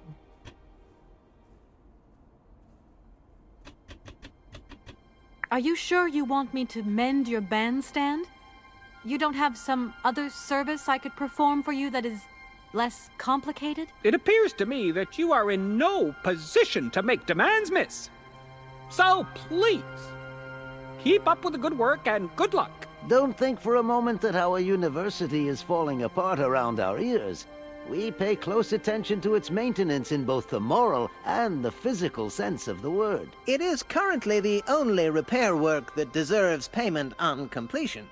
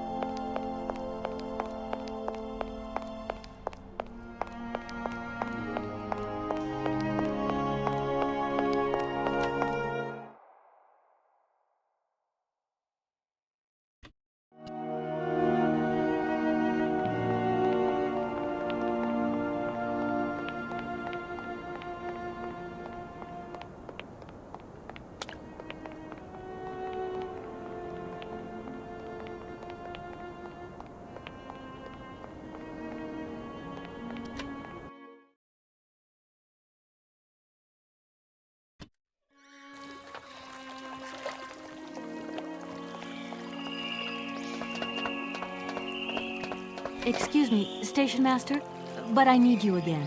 Can't you see I am very, very busy? No. Well, I am. Very busy indeed. But, okay, I think I can give you a minute of my time.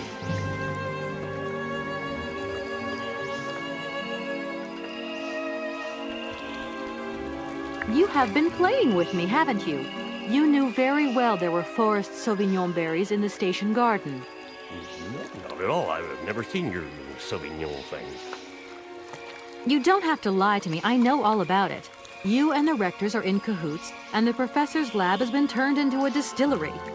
You've all got a nice little smuggling racket on the side. Smuggling racket? Hey, lady, you're going a bit far there. It's just a little on-the-side thing we got going, that's all. It's just for ourselves. Hey, honest. You should be ashamed of yourselves. Aren't you worried about the reputation of this fine university?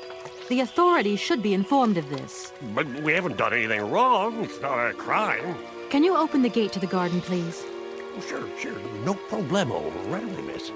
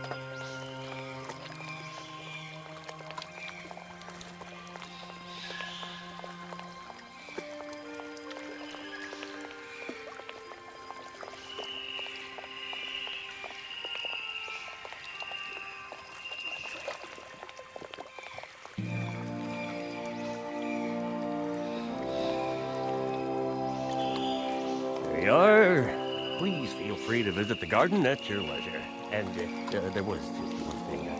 I'm not a liar. Not really. Just mum's the word. There is the reputation of the university to think about. I have superiors. I have to do what I can. I understand. Don't you worry.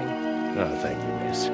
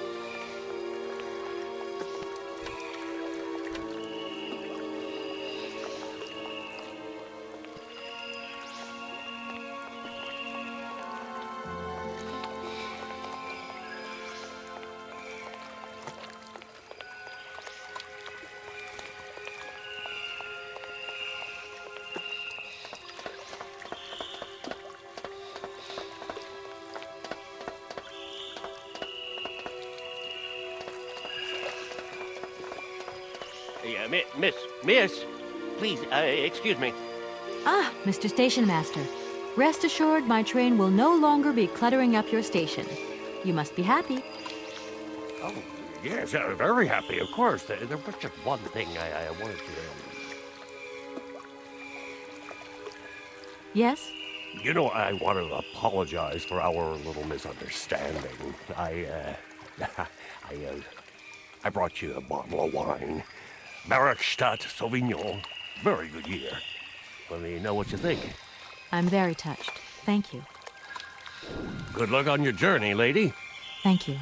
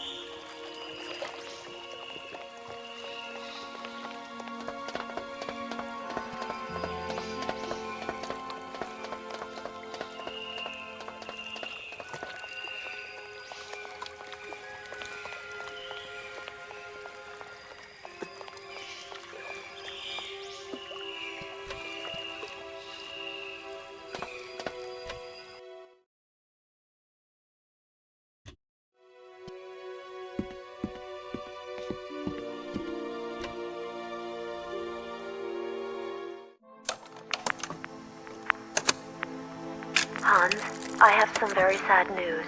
Our father is dead. He passed away peacefully last Sunday in his sleep.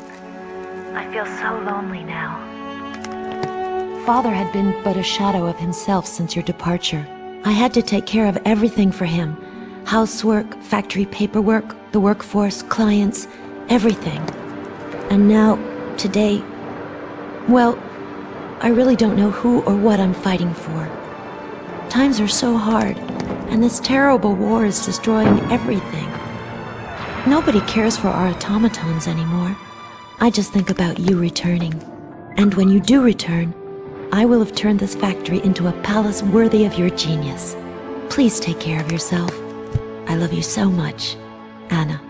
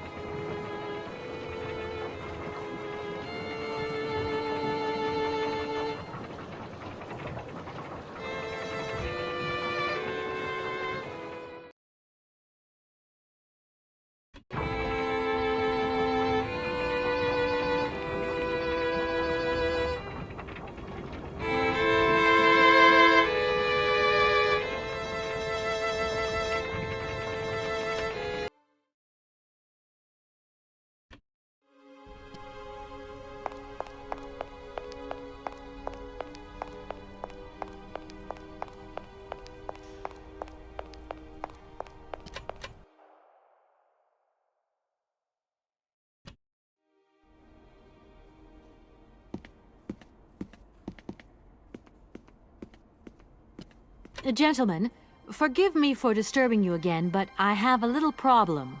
A little problem, a little problem. Everyone has little problems now, you know. They are kept to oneself, and they don't stop the world from turning. Nor trains from leaving stations.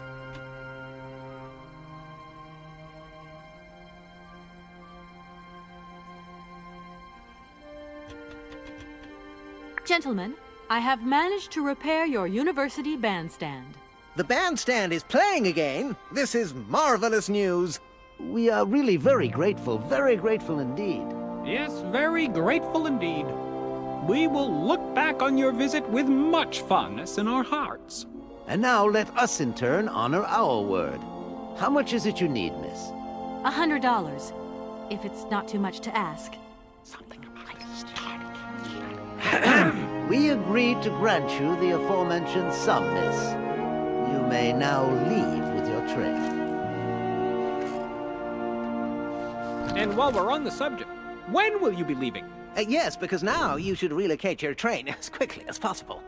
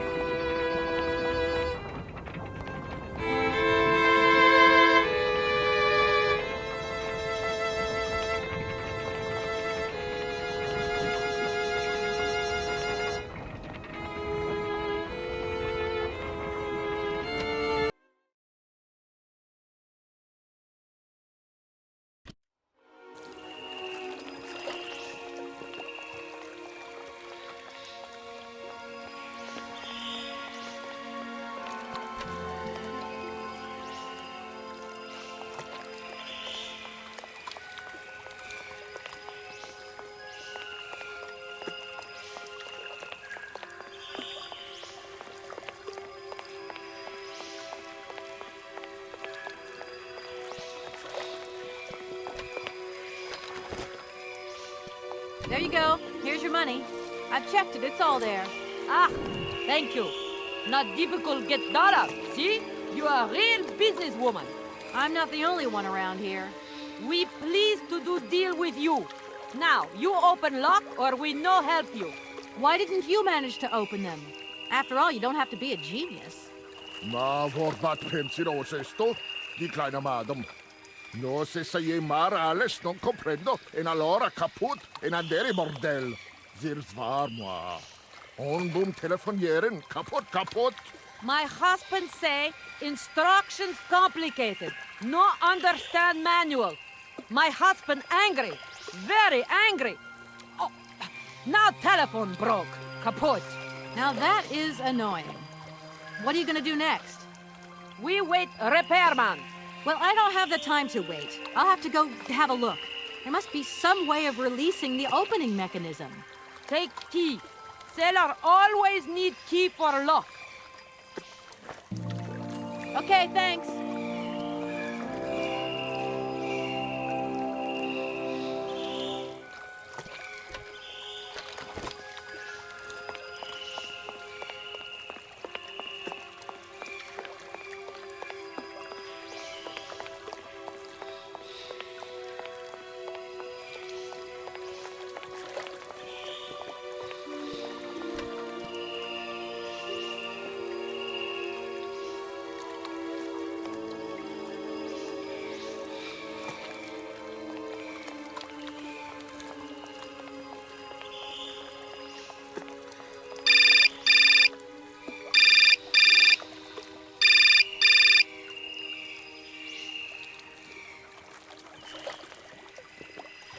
Hello?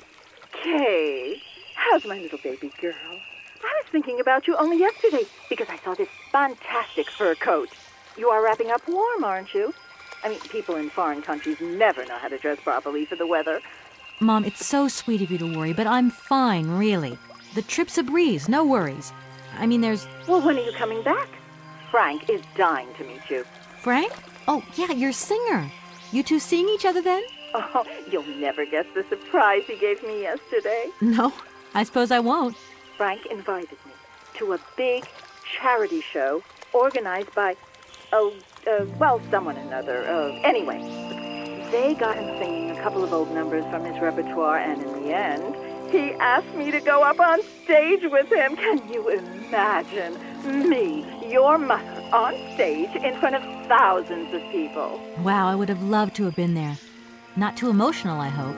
Oh, too emotional by far, especially as I hadn't even been to the hairdresser. Well, I didn't even have the proper dress on. But Frank promised me he'd see to that next time. Oh, he's such a cutie, and he's got the sweetest little...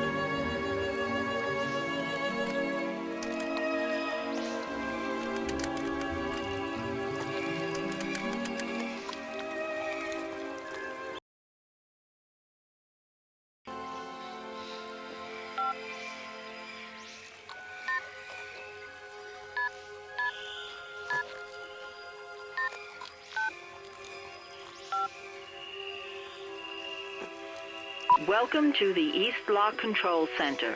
To start, press the number sign.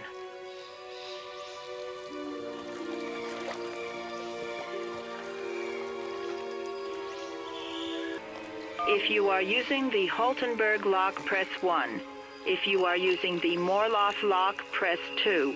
If you are using the Koningpass lock, press 3. If you are using the Barakstadt lock, press 4. To return to the last command, press the number sign. If you want to raise the water level, press 1. If you want to lower the water level, press 2. To return to the last command, press the number sign.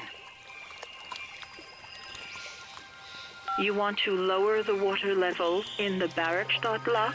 To confirm your choice, press star. To return to the previous command, press the number sign.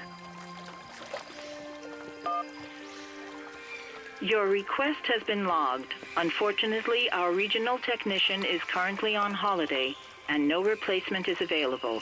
We will reply to your request within 48 hours. In case of an emergency, please operate the lock system manually. We apologize for delays to our service.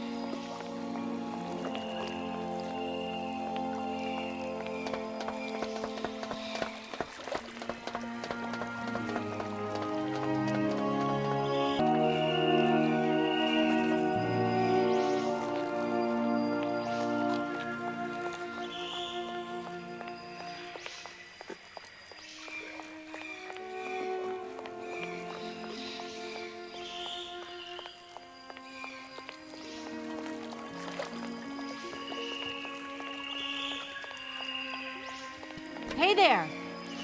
On the boat! Barge on other side! You still need us?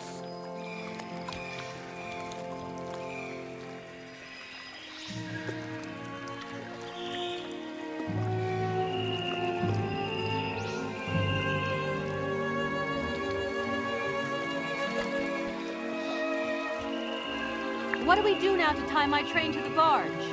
Mademoiselle Takatak, Lokokoko Mitchen. What did your husband say? You attach chain to train and chain put train with barge. Hop! Catch it, sir.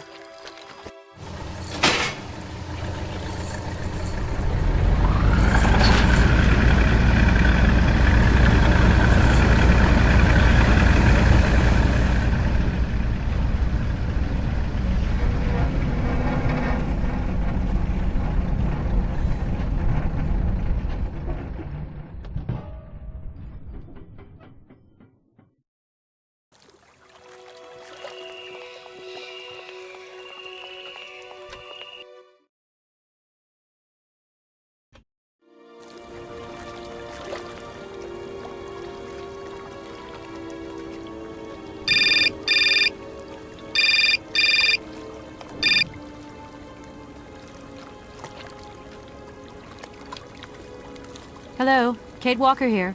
Miss Walker, this is Professor Pons. I'm about to start my lecture on the Yukols at any moment. Please make haste to come. Okay, I'll give it my best. Excellent. We'll be in the main lecture hall. See you soon.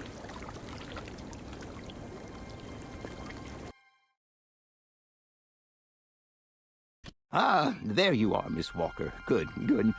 Take a seat quickly. I'm impatient to start my lesson.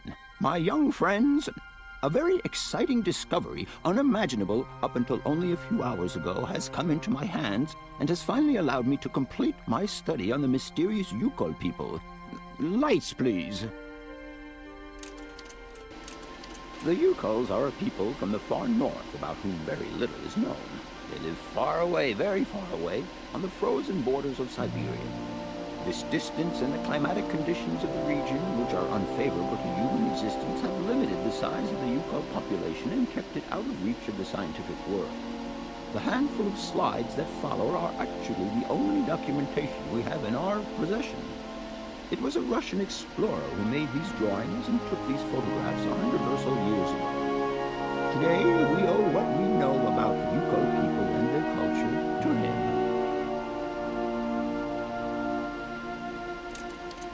We know that the origins of the Yukols date back to the last Ice Age. And curiously, evidence of their presence has been found in Western Europe, and more precisely in the prehistoric caves at the heart of the Alps. This people, it seems, undertook a long migration over centuries towards the far north of the globe. The reasons for this migration are due to the importance of the mammoth in their craft, trade, and culture. They used them for transportation and as beasts of burden. The mammoth brought them meat, skins, fat, and ivory. Man and animal lived in symbiosis. There's no doubt about it. Mammoths started to drift away from the region due to changing climatic conditions, and the Yukols followed them to the north, to the edges of Syberia. Prehistoric cave drawings, identified as Yukol in origin, first led me to the extraordinary hypothesis that the Yukols had managed to domesticate the mammoth. They are, to the best of our knowledge, the only prehistoric people to represent a man riding a mammoth. Today, because of this genuine mammoth skin effigy, identified by myself as an authentic Neolithic object, I can confirm this hypothesis. Yukol forebears managed to tame mammoths. Prehistoric man uses little imagination. He draws what he sees and represents scenes from real life. This familiar day-to-day object is actually a children's toy.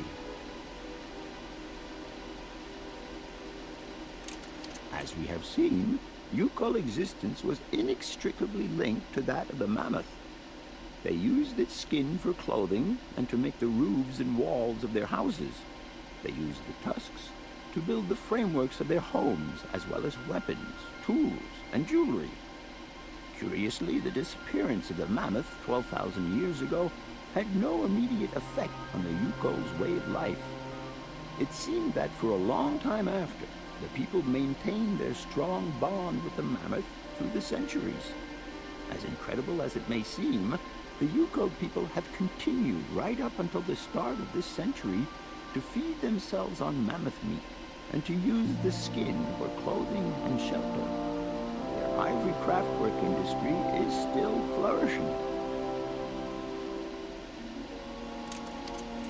It would appear that to preserve ancestral customs, the Yukols learned how to exploit through the centuries the large number of frozen mammoth carcasses that were perfectly preserved in the ice of the Siberian tundra. They have been able to live mainly off this enormous freezer stock for almost 30 centuries.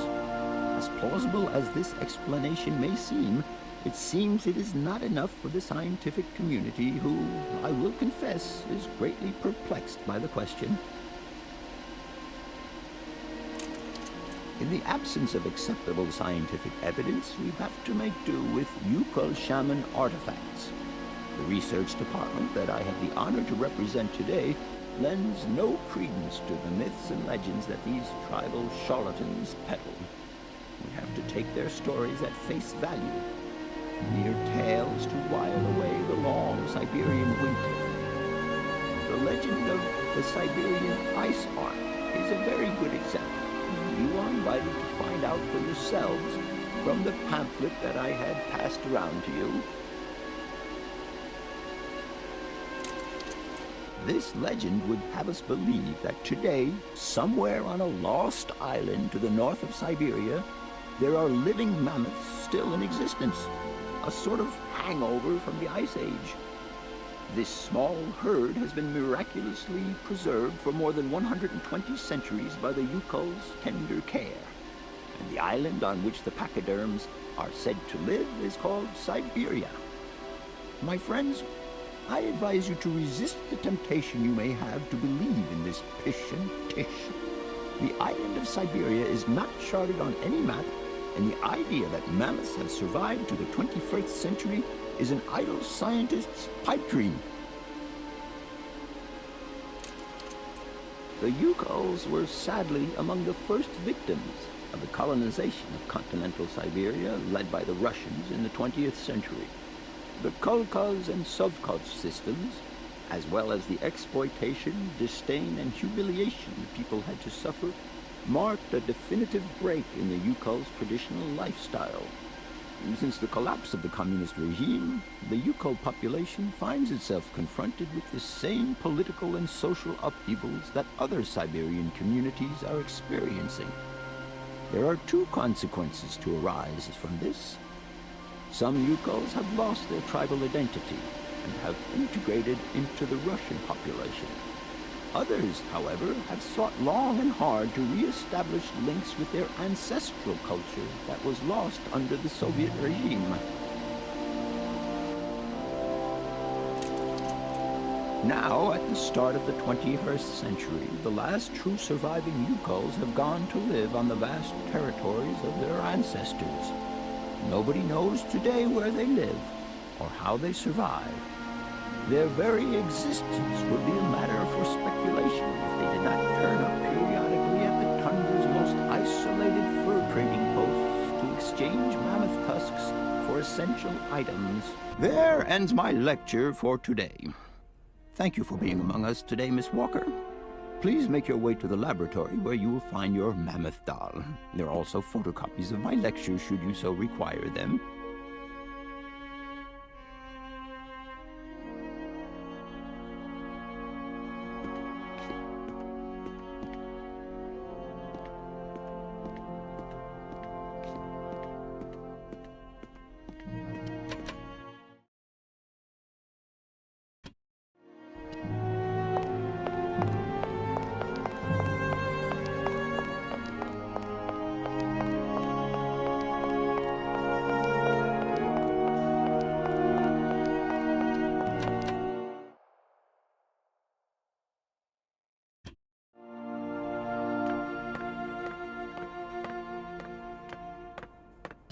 Do excuse me, Professor. Professor, sorry to disturb you again. What is it you want to know, miss? To tell you the truth, I don't know very much about mammoths, and I'm not here as a student. In fact, I'm a lawyer. It's all right. Nobody is perfect. All the same, the study of the Pleistocene period is fascinating. I'm sure it is, but I'm sorry to say my current mission is totally monopolizing my time. Another time, maybe. Ah, that's what they all say. But anyway, let me present myself.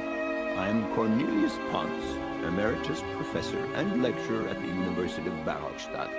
I'm proud to say that I'm head of the Department of Paleozoology at our university.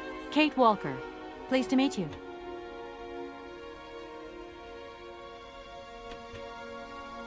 I'll leave you in peace. Sorry?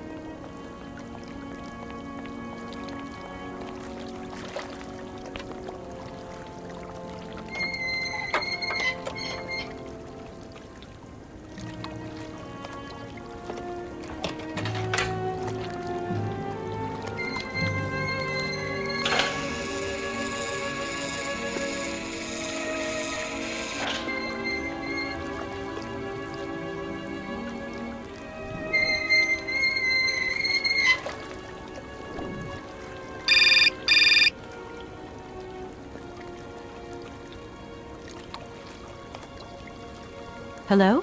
Where are you? Hi, Dan. I'm in Barrockstadt. Bollock, what? Is that a town? I hope the man you're looking for lives there. Are you coming home soon? From what I gather, it's one huge university with an extraordinary station aviary. If you could only see it, there are trees and birds everywhere. It's so weird here. Sounds like a great place for a bit of sightseeing. So, are you coming back soon? I don't think so. In fact, the train I'm traveling on has some kind of a mechanical problem. We've been forced to stop here. Us? I thought you were alone. Who's with you? Oscar, the train engineer. You're messing around with mechanics now, are you? Don't be so stupid, Dan, please. Oscar's an automaton created by Mr. Varlberg, the man I'm looking for. And he's not any old robot. He's a sophisticated butler type, if you see what I mean. He's a bit obsessive as well. Kate, I don't know what they're feeding you in Europe, but don't you think it's time that you came home? But my mission still isn't finished. To hell with your mission. I don't know why you accepted it in the first place. If you just stuck to the middle of the road, then we wouldn't be in this mess. We? If there's any mess, it's me who's in it. And while I'm trying to come to grips with strange towns, you, my darling, are sitting at home on your butt. I seem to remember we had nothing against my departure. It was only going to be 2 or 3 days, Kate. Please, try to put yourself in my shoes. Your shoes. Not only do I have to fit myself into your diary, but I've got to get myself into your shoes as well? Is there anywhere else Sir would like me to put myself while we're on this subject? Look, I don't want to talk about it now. Call me back when you've calmed down. I was perfectly calm before I picked up your call. I only wanted a few words of encouragement, not your disdain. Was that too much to ask? You can be such a selfish... Takes one to know one, sweetheart.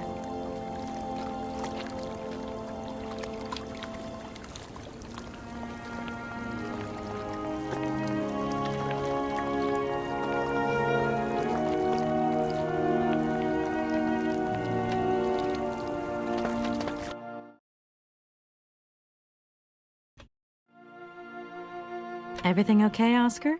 Yes, Kate Walker. I am awaiting your instructions. Oscar? See you in a while, Kate.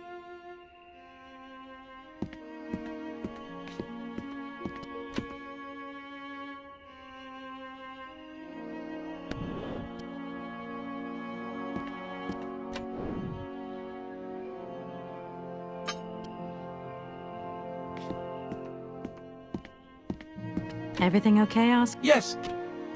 Oscar, if you tell me one more time something's missing, I'll... Everything is ready. Take your seat, Kate Walker. We are leaving. I'll... Okay...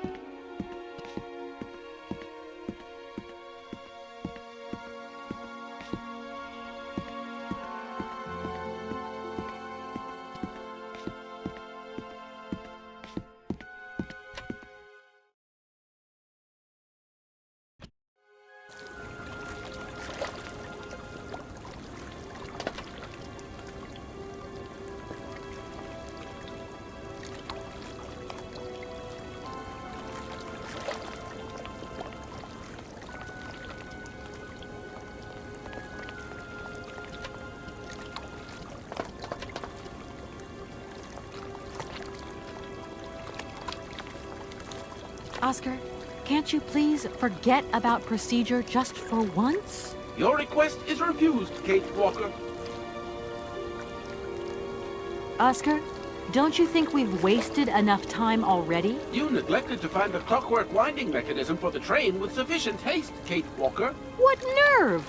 And you refused to lend a helping hand. Help that could have been invaluable to me. I agree, Kate Walker. If you weren't so obsessed by procedure, we wouldn't have had a hitch. I am not entirely convinced, Kate Walker. Oscar, please, let's get in the train and leave, can we? Yes, Kate Walker. Give me the visa. Okay, see you later, Oscar. Yes, Kate Walker.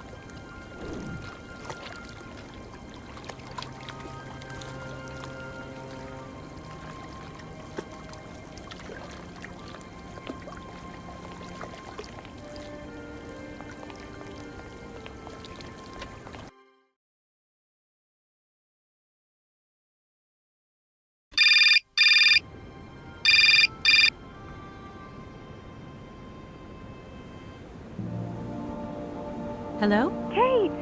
Oh, is that you? What's going on? Well, I finally got the mechanical train wound, and I hope it's going to take me to Hans Vorarlberg. I had to sort things out with a couple of weirdo sailors, and they probably ripped me off. But now I'm blocked behind this massive wall. You should see it, it's huge! I'm not talking about that. I want to know what's going on with Dan. What do you mean? I bumped into him at Maggie's Stew, and he said you'd argued. That's a bit over the top. Things got a bit heated the last time we called, that's all. No need to go overboard. I don't mean to be melodramatic, but he didn't seem in such great shape. He had his down-in-the-dumps head on. Like Dan has a down-in-the-dumps head. Well, yeah, when that shock of hair flops over his forehead, and his eyes mist up, and his eyebrows kind of creased together. I'd never noticed. Maybe I did go a bit too far, but he's got such a goody two-shoes image of me that sometimes I just lose it. And this case is taking up a lot of headspace. I was just looking for a bit of compassion. Well, you sure got mine. So, what's going down? Like I said before, I'm kind of getting somewhere, but it's slow. This Hans Vorarlberg guy is getting more and more fascinating by the day. Okay, well, anyway, it doesn't sound like you're bored. Not like back here in the office. Every day is boredom day. Just no fun without you. When are you coming back? Shouldn't be long, I hope. Look, I've got to go. See you soon. Well, call us again real soon. And be easier on Dan next time, huh? I'll try.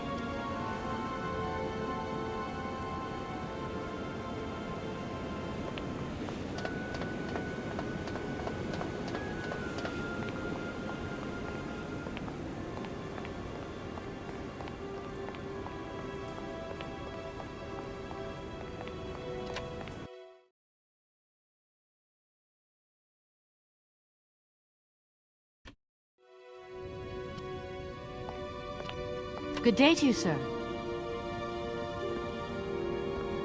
Captain Malatesta, Commander-in-Chief of the Barkstadt Border Post, at your service, madam.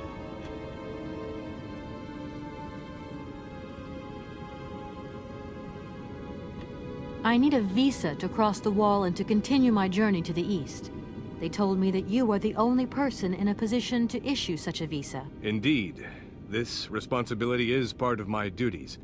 However, I am not currently issuing visas because nobody must venture beyond the wall. And why not? It's far too dangerous, in particular for a lady of your standing who is traveling unescorted. Dangerous? What exactly do you mean, Captain? The enemy, miss. The enemy. I've been observing them for several years through my telescope. There's one particular horseman stationed yonder. He's a scout from the invading enemy army, and he's been spying on us. So I have to be extremely vigilant. He knows that I know he's there, you understand? And as long as I keep my eye on him, he won't dare try anything. Are you sure? Please, take a look for yourself.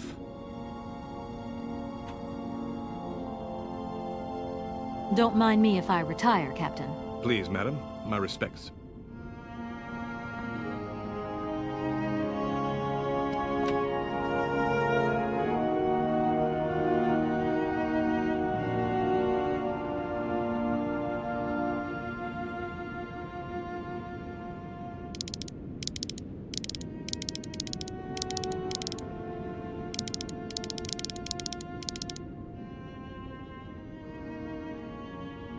How strange. I can't see a Cossack horseman at all. There's just a dead tree in the middle of an empty plain. That poor captain must have really bad eyesight.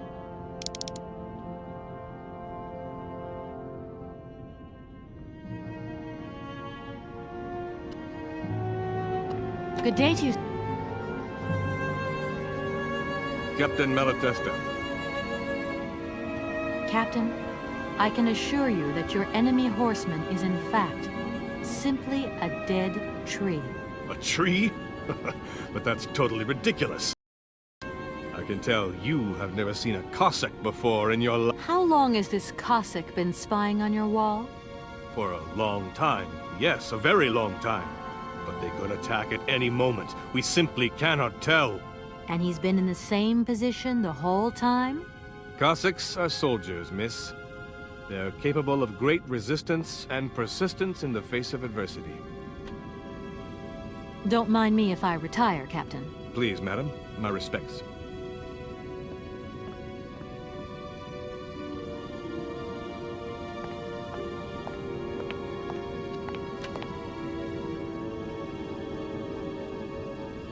Doesn't look like that works.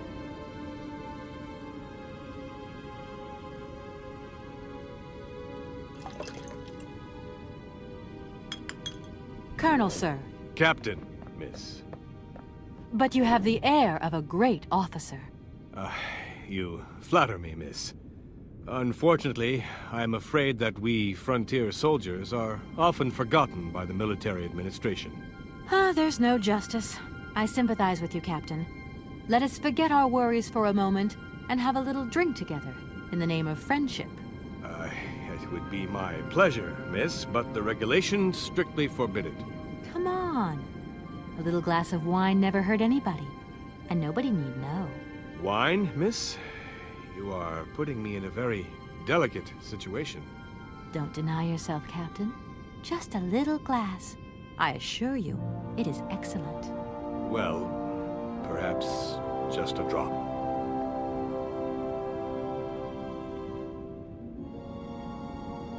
Here's your glass. To your good health, Captain. And to yours, miss.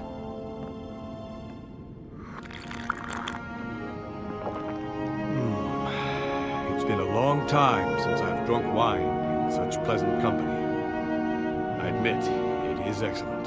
Isn't it? You wouldn't think it came from Barrickstadt. It is made from the Amazon forest Sauvignon grape that has been miraculously conserved and cultivated in the station garden. Well, well, well. The university authorities kept that one to themselves. You know, Captain, it is essential that I continue my journey eastwards. Please, don't even think about it. As I've said, it's extremely dangerous. The enemy is spying on us. Perhaps your Cossack horseman isn't quite what you thought. Perhaps it's just a dead tree twisted into a strange shape. You should take another look. You never know. Go on, Captain. Give it a try. So be it. I will make this concession to the fairer sex, miss. But it does seem to be quite ridiculous.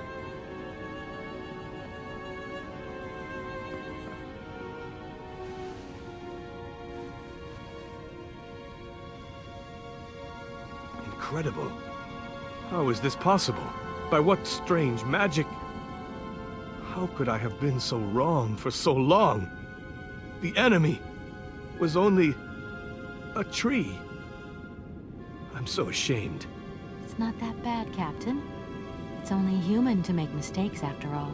A tree. Nothing but a dead tree. Pull yourself together, Captain. It's okay. And now I suppose there's nothing stopping you from issuing me a visa? Yes, of course. There is no more danger. All these years. And now the Cossack has gone. There is nothing left to watch. Captain, you should be delighted. From now on, you don't have to stay pinned to your watchtower. Travel can start up again normally.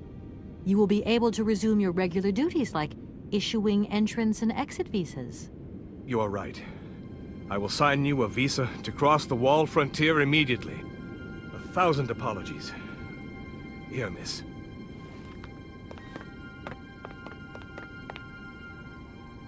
Thank you, Captain. And keep your eyes open. Miss, if we could keep this between ourselves, please. For the sake of my honor, you understand? You have my promise, Captain.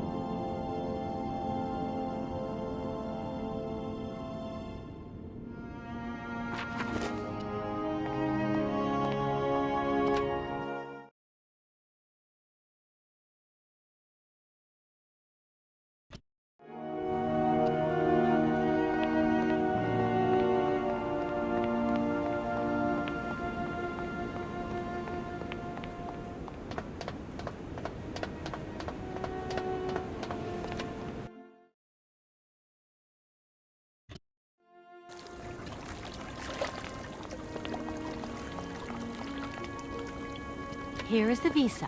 I hope it's regulation, my dear Oscar. It is regulation. Here is your ticket.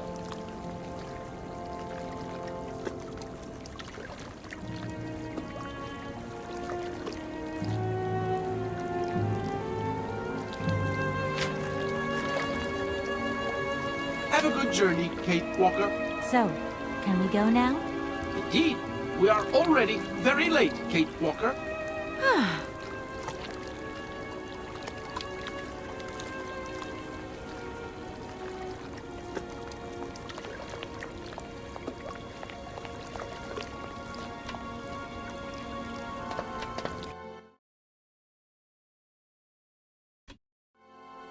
Here you go, Oscar.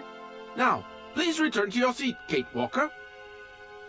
Yes, Oscar. Immediately, Oscar.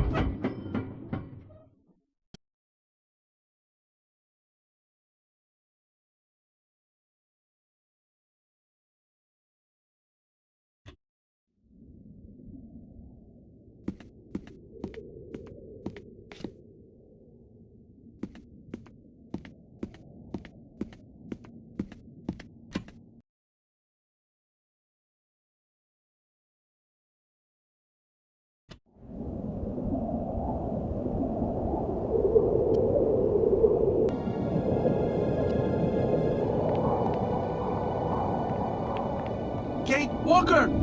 Kate Walker! Oscar, what's going on? Why has the train stopped? Where are we? The springs of the train are unwound again, Kate Walker. As for the question pertaining to our geographical location, I really haven't the slightest idea. Well, we'd better get looking for a winding machine, my dear Oscar. I hope that this place actually has one. The air here is so polluted that I could not possibly risk leaving the locomotive. My joints might corrode irreparably. Right. Let's see.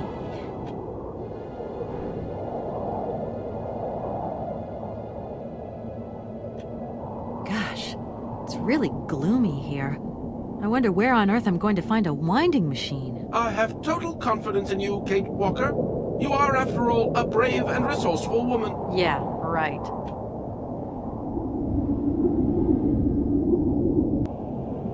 See you soon, Oscar. I shall stay right here, Kate Walker.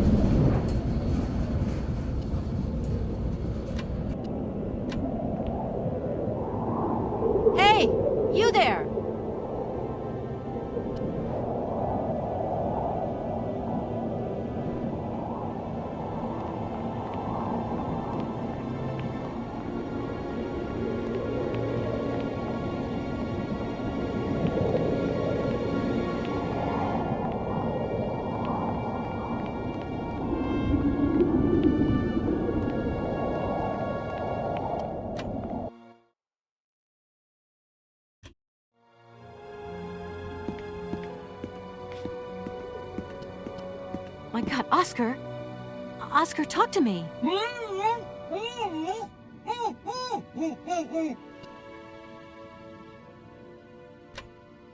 Are you okay? Why, it is absolutely inadmissible, intolerable, and indescribable. I have been attacked. What do you mean you've been attacked? My hands! I no longer have them! They have been stolen! God, you haven't got your hands! But who did this? What's going on here? We can be sure of one thing, Kate Walker. That this heinous crime was committed by a barbarian. A dysfunctional individual whose behavior lacks all finesse. Did you get a look at your attacker? Tell me exactly how it happened. I was standing here polishing up my metalwork. I was just thinking that with all the dust in the air, it would be a good idea to... Oscar! I was very busy, and I suddenly felt two powerful arms grab me from behind and tie me up before I had the chance to defend myself. I wanted to call out, but my attacker gagged me before I could emit the slightest sound. Then he dismantled my hands with a terrifying pair of pliers. It was horrible. I can believe it, my poor Oscar, but did you see him? He was a real barbarian, I tell you. He had bloodshot eyes, steel teeth, and brown scaly skin, and he emitted foul odors. He was a monster, Kate Walker, a real monster, and he had a weapon. Oscar, please calm down. Everything's going to be all right. Right, Oscar. Let's go find this hand bandit. And this time, we're not going to be such a pushover. Kate Walker, please do not think that this problem does not concern me. But if it's all the same to you, I would so much prefer to stay here, just to be on the safe side. An engineer never abandons his train, after all. Yeah, sure. Another good reason not to lend a... not to help me out. Kate Walker, even an automaton deserves a little compassion. I have just been savagely assaulted. Oh, I can feel one of my spasms coming on. I am on the verge of a clockwork breakdown. And all you do is accuse me of being selfish. Okay, take a rest, Oscar. You're not much use without your hands anyway. See you soon, Oscar. I shall...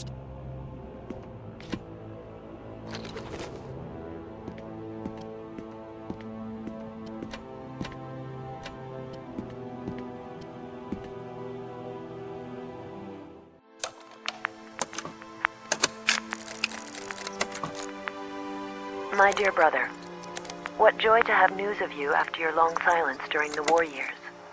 So, you're working for the Russians now. I tell you, we've been hearing some worrying stories about them here. Just your description of that dingy factory makes me cough. But it's so good to hear that your talent is being recognized for its true value, and that your automaton creations are taking the place of workers for all those menial jobs. I'm so proud that Vorarlberg automatons are making such a contribution, even if it is small, to the improvement of people's lives. Meanwhile, back in Valladolid, we've been licking our wounds after the war years. Some people have returned, others not. Life is slowly coming back, but it's taking time. All my love, Anna.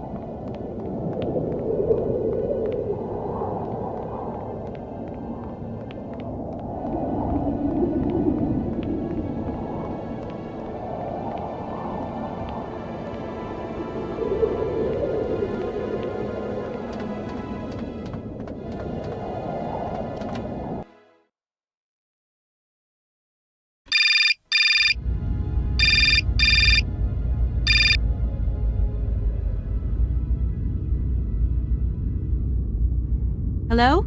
Hello? Kate, it's Dan. Can you hear me? Dan, is that you? I can't hear you so good. Dan? Kate, it's Dan. Can you hear me? Dan, you're breaking up. I'll try and call you when I get out of this mine. Kate! Come on, what's happening? Listen, we've got to talk.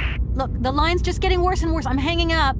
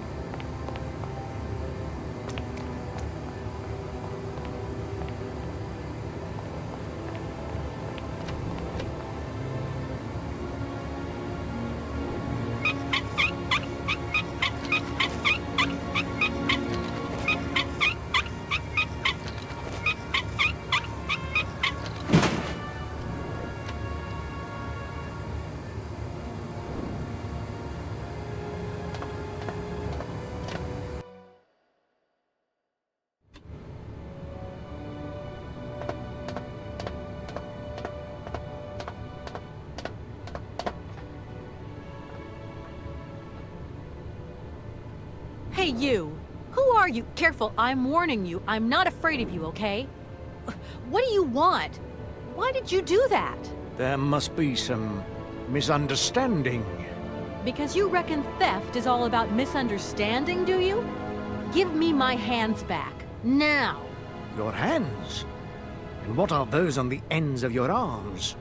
I can explain everything to you.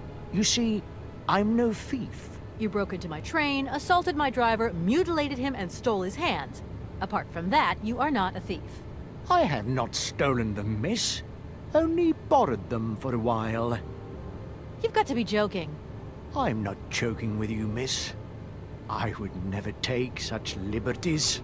They belong to Oscar, my automaton engineer. Why did you steal them? They are extraordinary. Real mechanical wonders. I would never have been capable of designing such hands myself. Never. Such workmanship, such precision crafting. It is incredible. Absolutely incredible. And just because you liked them, you decided to steal them? I have only borrowed them, little missy. Temporarily, you understand? Of course, I shall return them to you when I don't need them anymore. You can... Excuse me? You see, these hands are all I need to complete my plan. At last, I can finish off my automaton pianist and fulfill my dreams. Everything is now in place. You see, I have converted this old, useless, stupid factory into a magical theater. As you can see, the furnaces, piping, chimney stacks, they've all been converted into one gigantic organ. I will be able to accompany the world's greatest living singer. Now, all I need is her...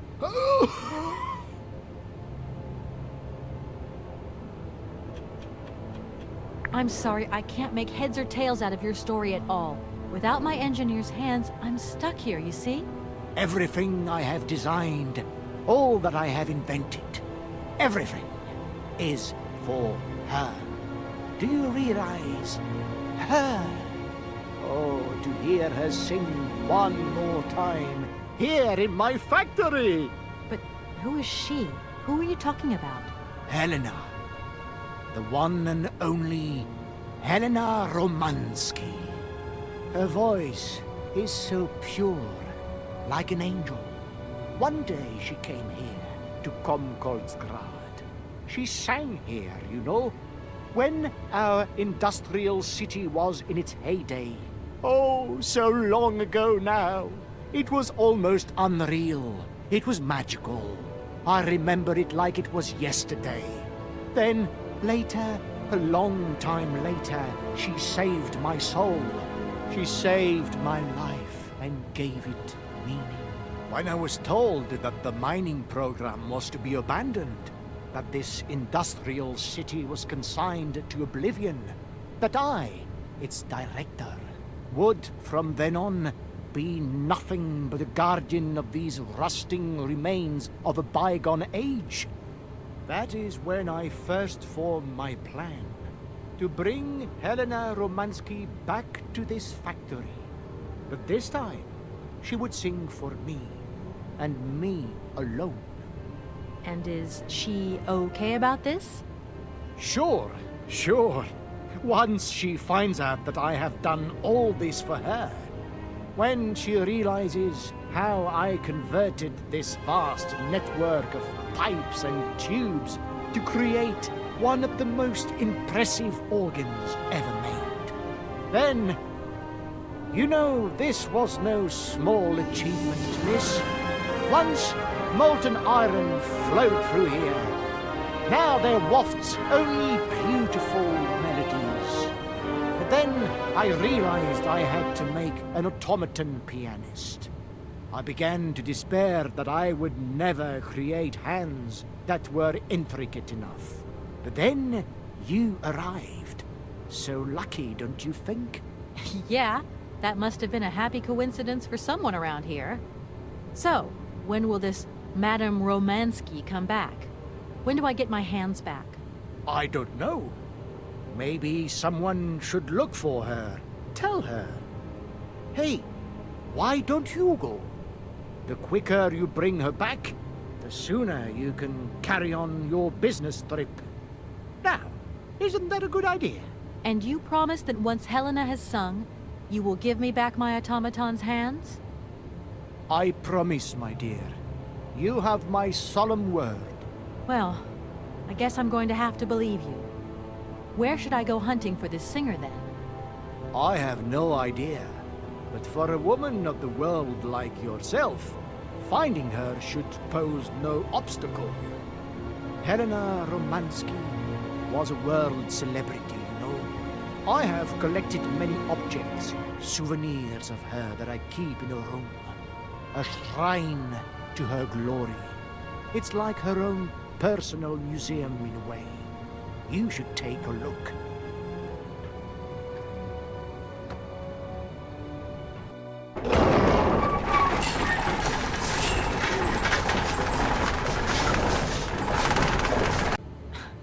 This whole story is completely nuts.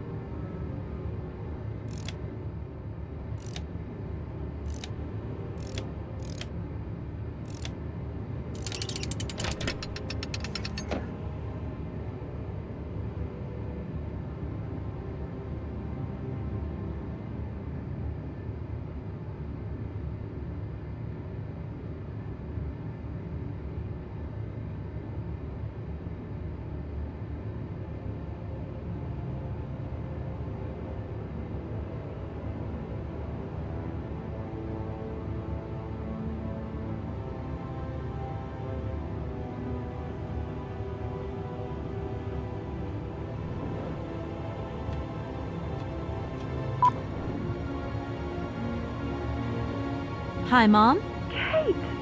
What? Have you seen the time? Why are you phoning me in the middle of the night?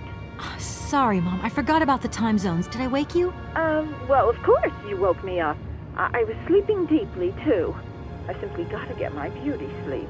I've got an absolutely crazy day tomorrow. I'm sorry. It's just that it's real important and urgent. I haven't got a lot of time.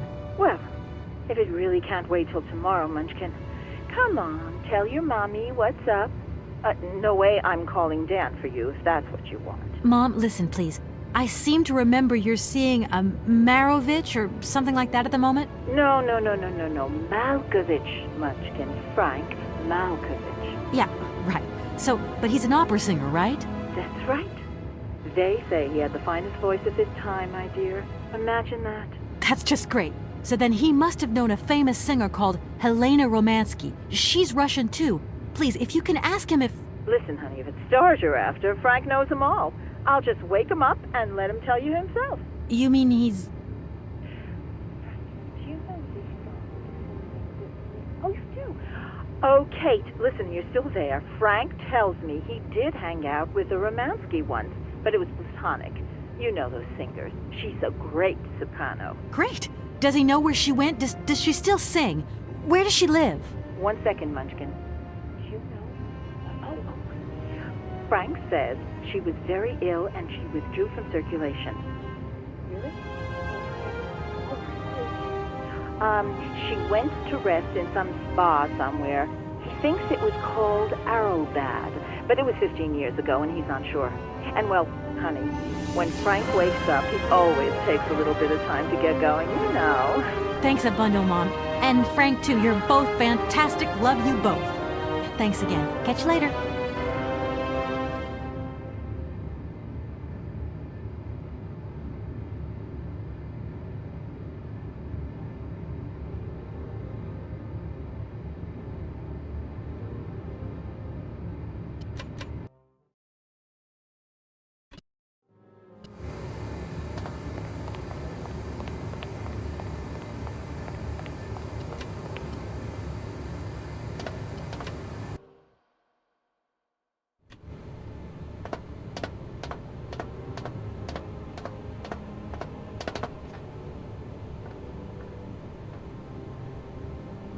Director.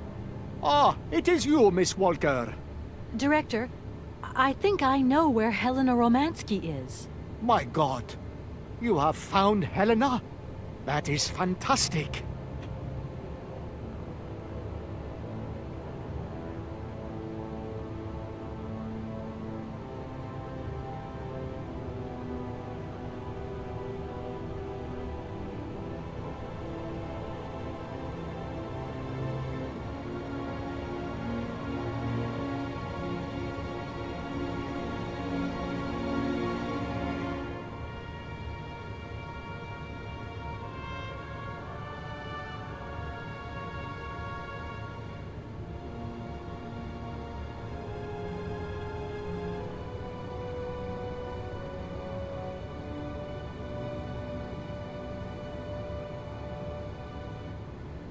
From my research, Helena Romansky is living in Arrowbad.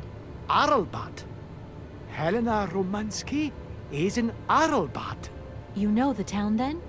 You know where it is? Of course. It was a famous spa resort. In its heyday, Arrowbad welcomed all the big wigs of the regime. To be granted a stay there was a real honor. Today, the honor has gone, along with all the generals and colonels, all washed away with the sea. It sounds like a good place if you need to take it easy or convalesce. I think Madame Romansky would be happier here.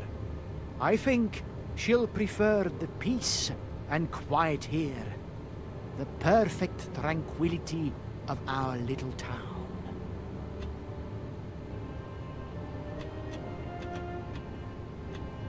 How can I get to Arrowbad?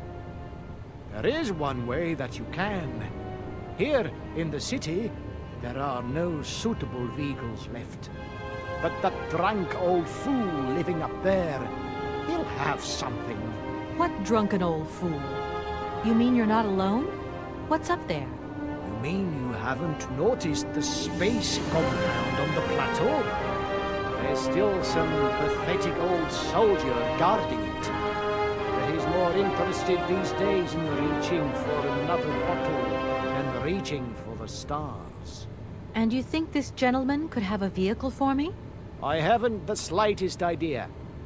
If you catch him on a good day, then maybe. But good days for him are far and few between. I wish you luck. How do I get up to the space compound, then? There is a monorail that leads up to the Cosmodrome. When you are inside, I will activate the automatic pilot.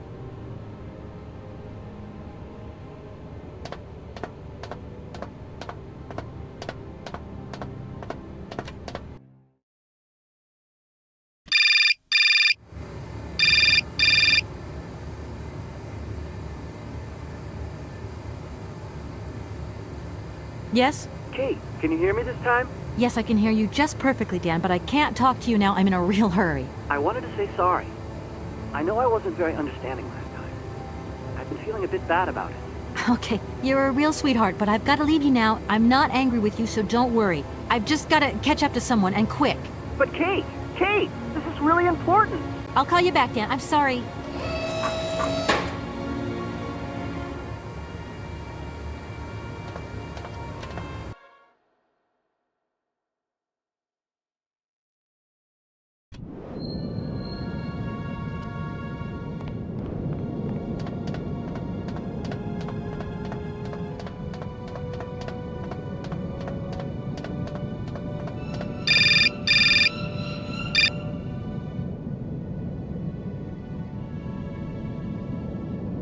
Hello? Kate!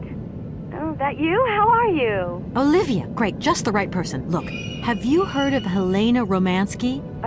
No. Is she some Russian fashion designer? No, she's a singer. I'm going to be meeting her soon. I've just got to find a way of reaching Arlbad. Can you imagine how lucky I am? Not really. Well, what relation's this singer got with the toy case? You sure you know what you're up to, Kate? You sound really different, like you're changing or something.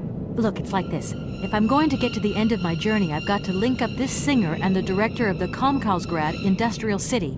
Don't worry, I know exactly what I'm doing. Why did you say that I've changed? I don't know, just an impression. You sound more sure of yourself, like stronger, more confident. And that's a problem? There you go. Just takes one word and you're up on your high horse. I'm beginning to see Dan's point of view. It's getting harder and harder to back you up all the time. What does that mean? Well, it means that I had a drink or two with Dan, because he wants to talk. He feels a bit lonely, you see? And what's he been telling you? Nothing. He just has the impression you're slipping away from him. He can't see where you're coming from anymore. Like, we went to the movies the other day, and he said that you would have loved the film, but I told him that... You mean you're dating my fiancé? No! Not dating. He's just propping him up while you're away. All in a good cause. I can keep an eye on it for you at the same time. What would I do without you? Oh, you're jealous. Well, that's a good sign. That means you want him. Now, that he'll be pleased to hear. You seeing each other again soon? Tomorrow night. He invited me to dinner at the Goldbergs. You don't mind, do you, Kate? No worries. Look, I've got to go, Olivia. Take care.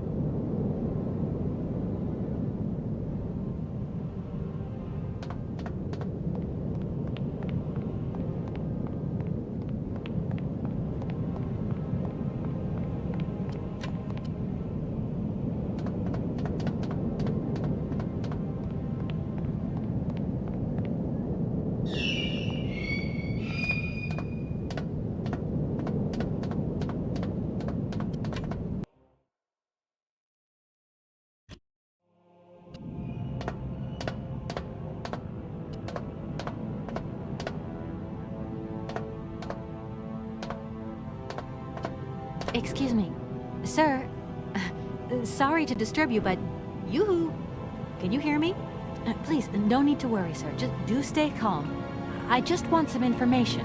Watch what you're doing, sweetheart. We ain't got no information, no strategies, no plans to tell anyone it. I was going to... I am not Sure. Are you okay, Colonel? Are you sure you're all right?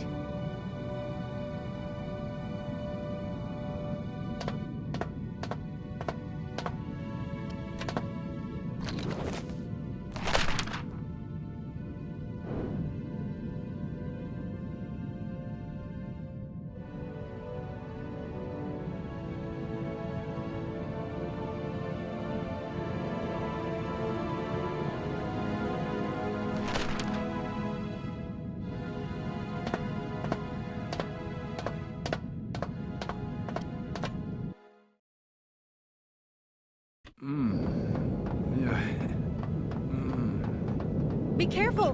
Don't lean out too far, you'll... Ah!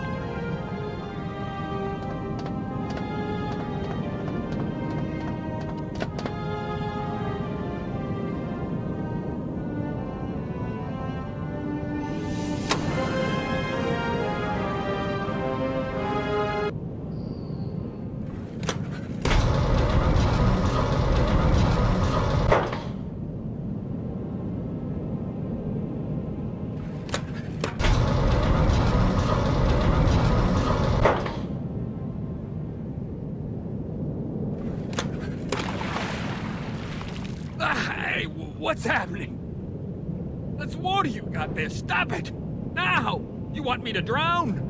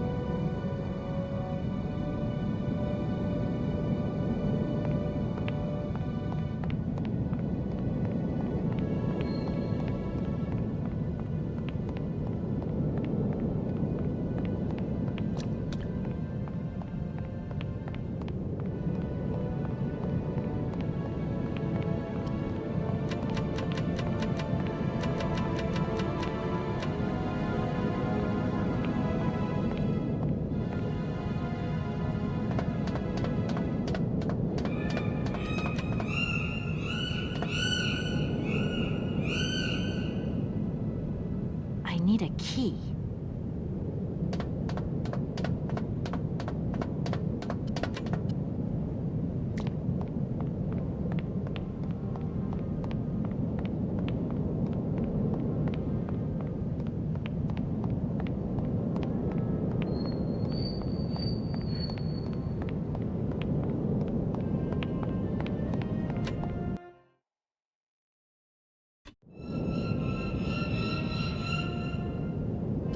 Calm down, it's all right. Just a little wake-up call, that's all. You must have had quite a bit to drink. Gee, you're right there. Not the first time, either. Probably won't be the last. Man, my head. Please, could you whisper? Please, do excuse me. It was the only way I could think of to bring you back to your senses. A little extreme. I get the impression you're a lady who likes to see results. Sir? Do you think the airship still works? No idea. It has been so long since it was used. And then I've got to learn how to use it, too.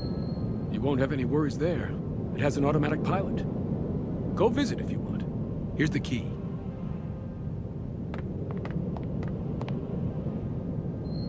Thanks. Sir? Does Arrowbad mean anything to you? Arrowbad. It's been a long time since I heard that name. It's a spa resort, ma'am. Top brass of the regime would go there. As well as convalescing soldiers, tired politicians, profiteers and racketeers, the whole caboodle. They'd go live it up, all expenses paid. One privilege I never got. Just 2 steps away from becoming the nation's hero, and no free holiday for me. And where exactly is this place? Further east. We never had to know where exactly.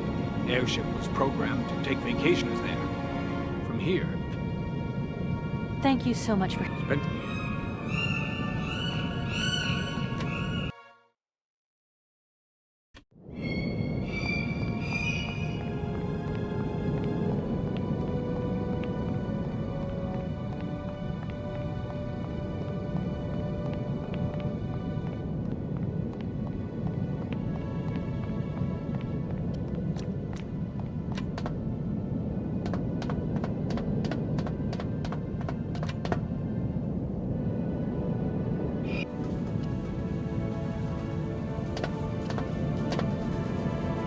Doesn't look like that works.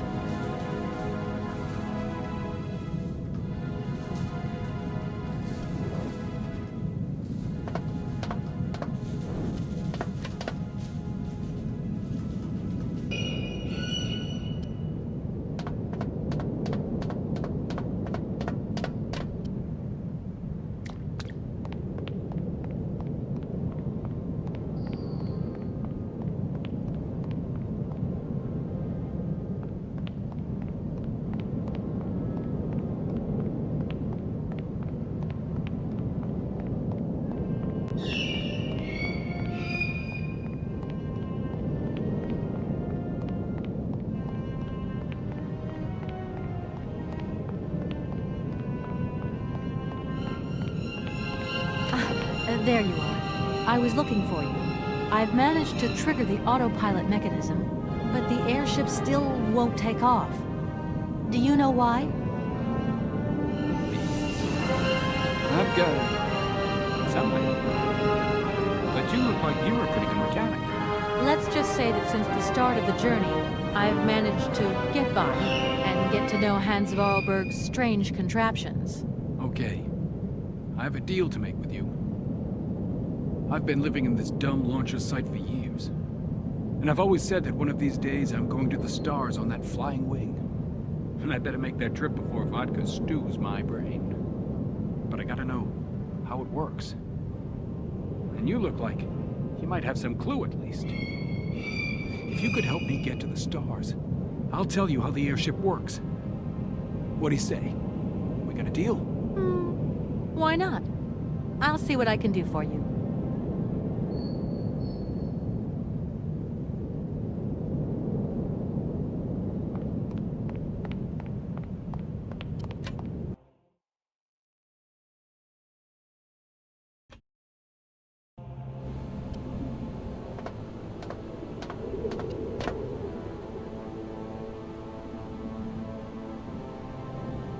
Doesn't look like that works.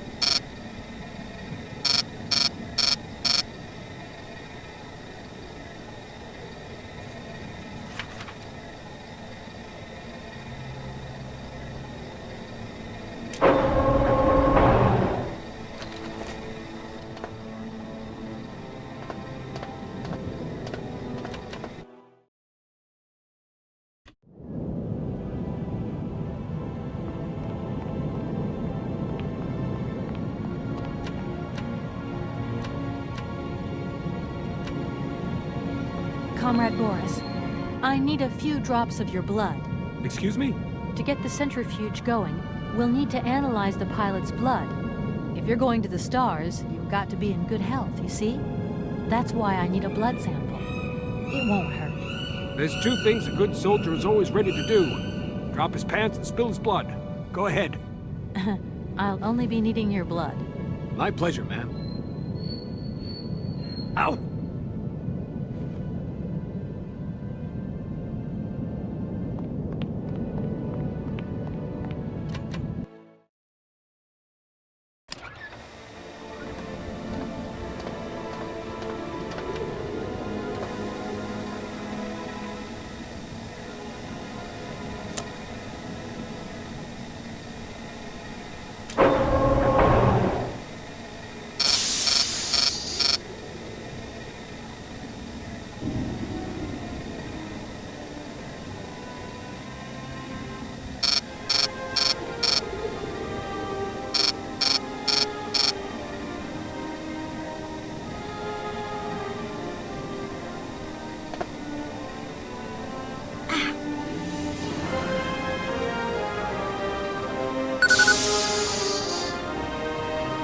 Okay, I think I've figured out how it works.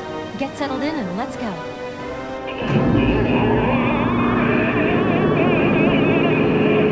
Colonel, are you all right? Never been better. It's spinning a bit, but I am used to that. I'm a professional pilot.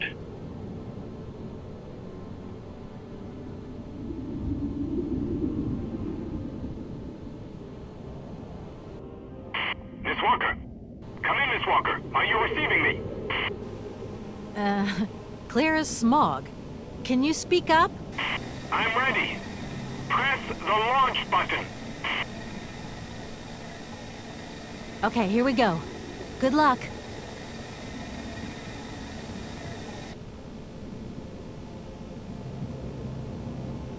Takeoff procedure engaged. Countdown commencing. Colonel, you've forgotten to tell me the secret of the airship. What do I have to do? The airship will need to be right up.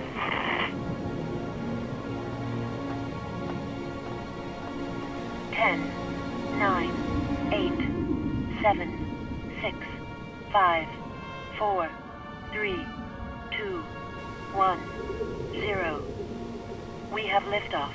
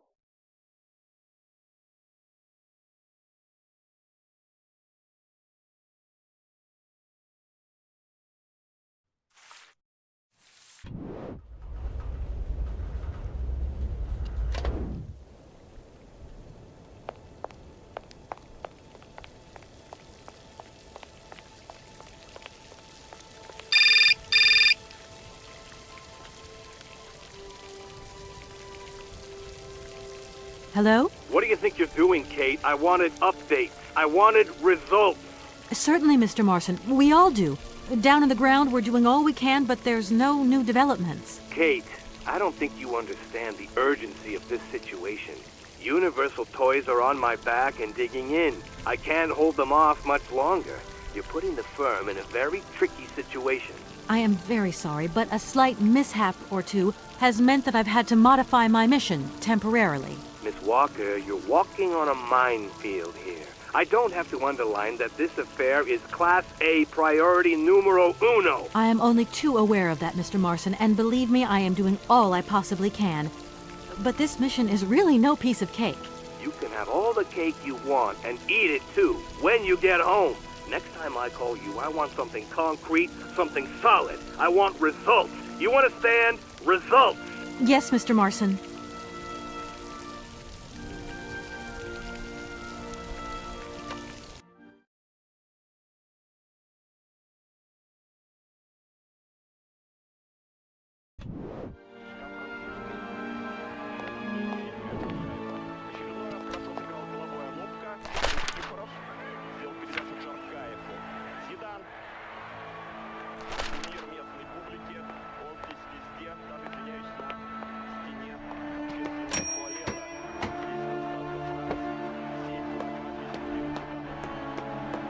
Good morning, sir.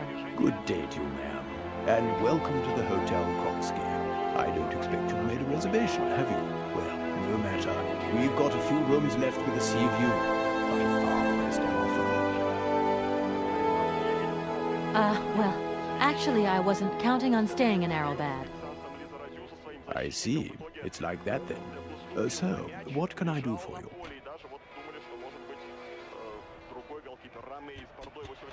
I want to meet someone who lives here. That's very inconvenient. None of my customers said they were expecting someone.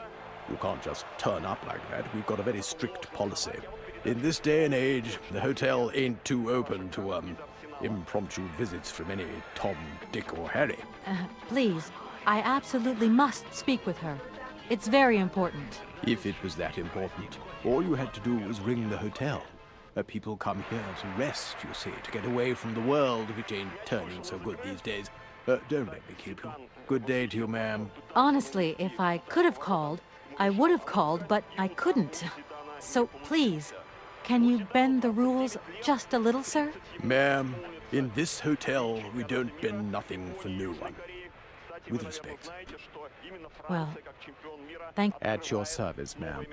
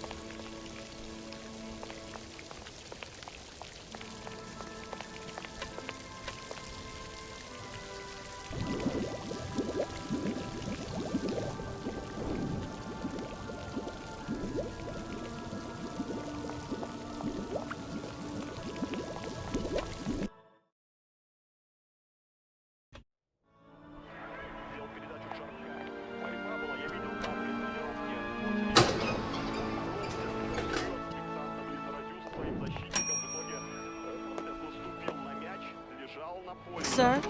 You again? You're beginning to really overstep the mark. I warn you, one more and I'm going to... But what the hell's going on over there? Why is it me gets hell to pay when there's already too much work to do?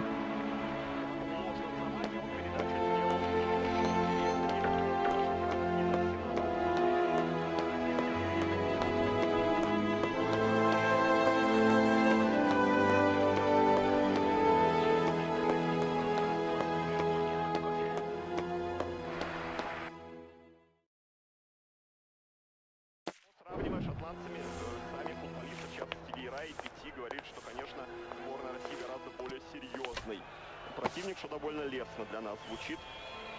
Джаркаев сказал, что Россия сложный соперник, поскольку ее футбольная культура близка нашей, близка французской. Это мнение Юрия Джаркаева. В очередной раз хорошо сыграл головой Анопка. Никифоров сделал передачу Джаркаеву. Зидан. Кумир местной публики. Он здесь везде, даже, извиняюсь, на стене общественного туалета. Здесь на Стад де Франс. 7 фотографий Зинедина Зидана. Никифоров сыграл на опережение. К мячу рвался Джаркаев. Французы обосновались на нашей половине поля. Бартес скучает. Швейны французов. Анопка подключается. Справа от него Даев. Ну, в общем, та расстановка...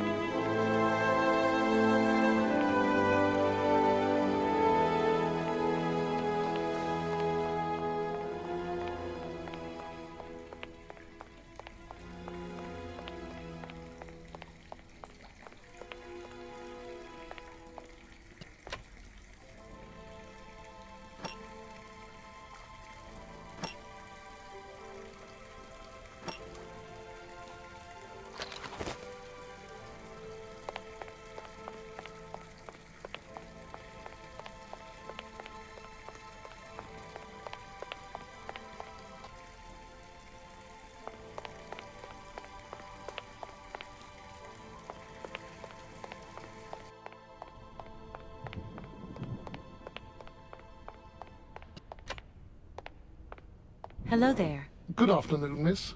Are you the hotel barman? My name is James, miss. James, the automaton nurse. I am not a barman. I'm sorry. I didn't want to upset you. If you don't mind, miss, I would appreciate it if you would just be a little more rigorous in the terms you employ in the future.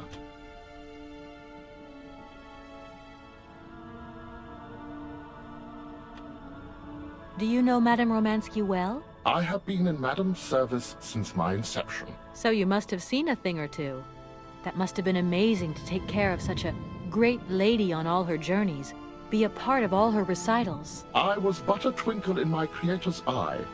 Madame required my services shortly after her arrival here at the Hotel Kronsky. Well, I'm going, James. See you later, maybe. It would be a pleasure to see you again.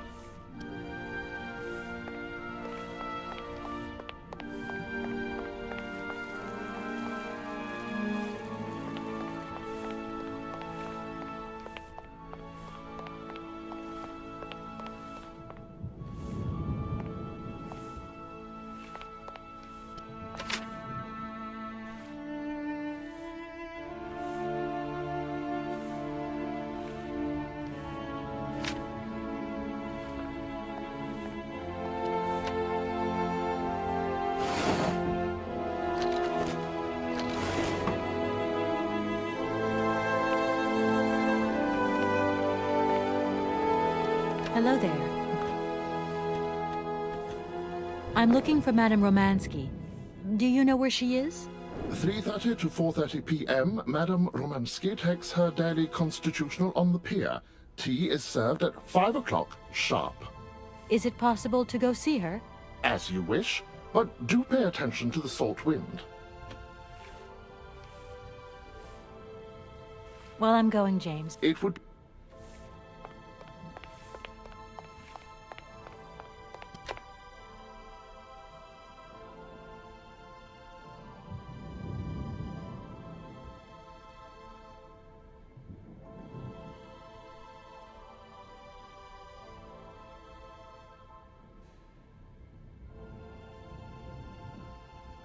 Doesn't look like that works.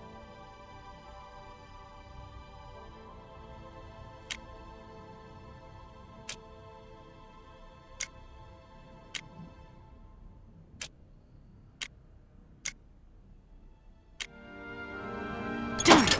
I've got to find another way around.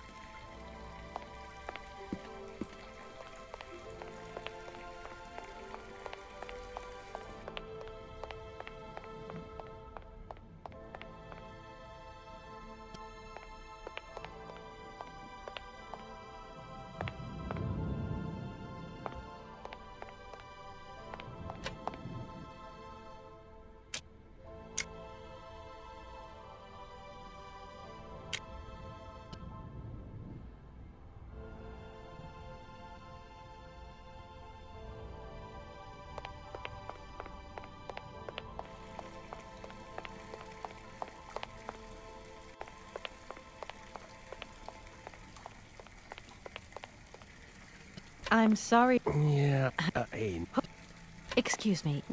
I right. Okay.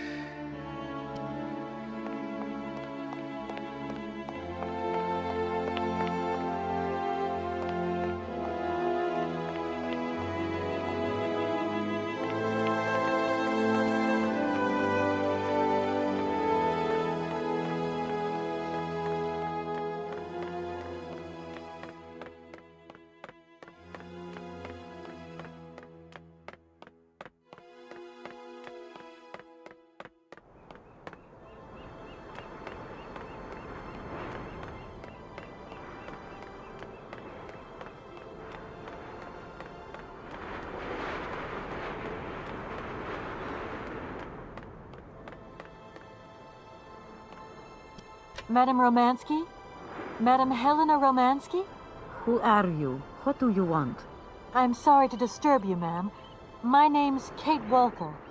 I've come on behalf of Frank Malkovich.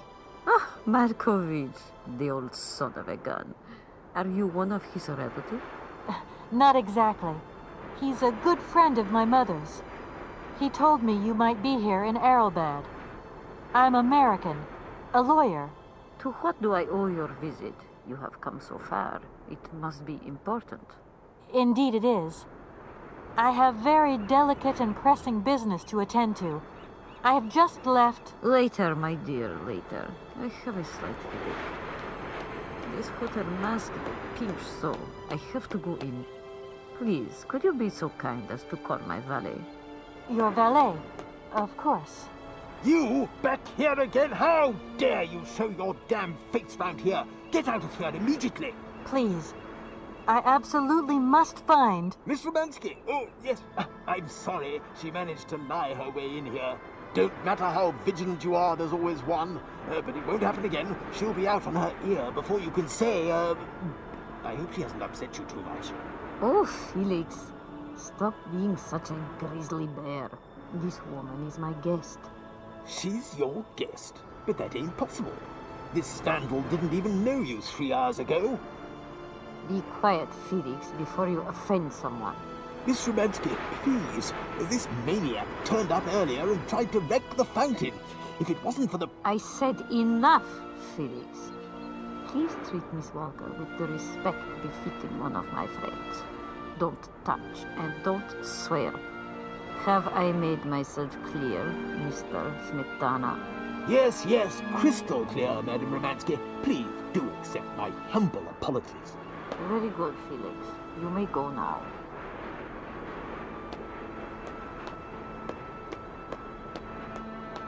Madam Romansky, thank you for stepping in there. I'm so embarrassed to put you to such trouble. Oh, nothing that I haven't lived 1,000 times before, my child. I want to go in now. I am exhausted. Can you call James to pick me up? Certainly. Right away.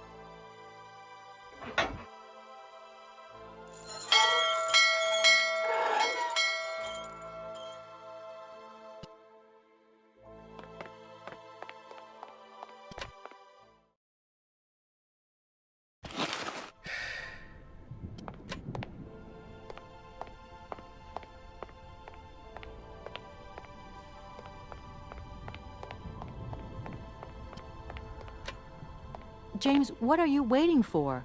Don't tell me you didn't hear the bell this time. The bell did indeed ring, but it is very windy outside, isn't it? Yeah, it is a bit gusty. But what's that got to do with it? Madam doesn't understand. She says an automaton doesn't need protection, but my insides don't like the salty wind. I'm afraid to go out, you know. And if you wore my mask to protect you against the salt, would that help? Oh, most certainly.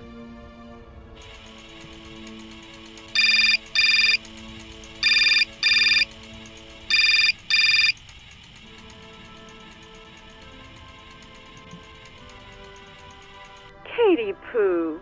So, have you met her yet? This Helena person? What's she like? Does she remember Frank? Hi, Mom. Yeah, sure. I met her, and yeah, she's living in Arlbad. You can thank Frank for me again. I'll remember too, honey. So, what's Arlbad like? Maybe Frank can take me there one day. It's this seaside resort, Ma, but it isn't what it used to be. You'd be real disappointed. Maybe you're right. So, when are you coming home? Is that mission all over then? Not really, Ma. I still haven't found the heir I'm looking for to wrap up the case. Helena Romansky's a kind of detour here. Listen, Munchkin. I get the distinct impression that you're being led up the garden path. Why don't you just come home? Tell your boss this heir just doesn't exist. That you've done all you can, et voila. Do you want me to call him for you? Ma, please, don't get involved. Looking for Hans Vorarlberg is what I'm being paid for. But I also just want to find him for myself. Honestly, you're just as stubborn as your father. Don't complain that your mother didn't warn you. Don't worry, I won't.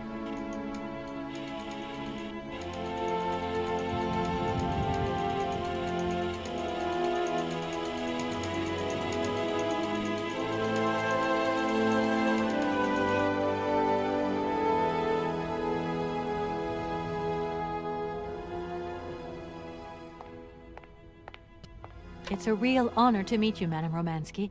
People have told me so much about you. People still talk about me? Oh dear. Of course. Everyone tells me how wonderful you were. How you were one of the greatest singers of the century. Ah, so I was, my dear. But surely you didn't come here just to dig up the past. Strange. I get the impression that Hans Vorarlberg turned up here, too. You know Hans Vorarlberg? Not exactly. I'm looking for him to sort out this inheritance case. But I've had to snoop around in his past a bit to get on his trail, and I guess he's kind of a close friend now. You knew him, didn't you? Oh, yes. I knew Hans Vorarlberg. Do you hear, James? Ah, if you had the chance to meet Hans. My Hans. Oh, my God. What has become of him? Where is he? As questions go, madam, that one is not without certain complications. I'm sorry, but I have no idea. That's the goal of my mission, to find Hans Vorarlberg.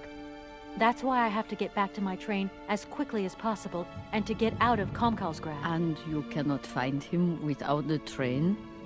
The train is one of his last inventions. So is Oscar, the automaton engineer. I get the feeling that the two of them are going to lead me to him. Did you hear that, James? I might see Hans again. I have dreamed so long of meeting my dearest sweetheart again. Oh, if only I could sing. If only I were in Paris, I would ask George for that miracle cocktail. The one that only he knew how to make. Wouldn't I, James? Yes, madam. As you have frequently said, without that famous cocktail, your French tour would have probably been cancelled. I don't understand. An extraordinary tale, my dear. It was December, and it was terribly cold and damp. I had to play the role of Tatiana that evening at the opera. But since the morning, I had lost my voice. It drove me completely mad with worry. I don't know how George, the barman at the Moritz Hotel, heard about my affliction, but he brought me up a cocktail that he had invented. A strange concoction. But it turned out to be a miracle cure. My voice returned to me in an instant. That's amazing. That's just what we need. We're going to mix you up a cocktail. Ah, my dear child. It is impossible. George never told me the recipe of the drink. He loved to keep his trade secrets. He said it made him absolutely irreplaceable. Well, I'm going to get George to tell me. He hasn't yet met with my powers of persuasion.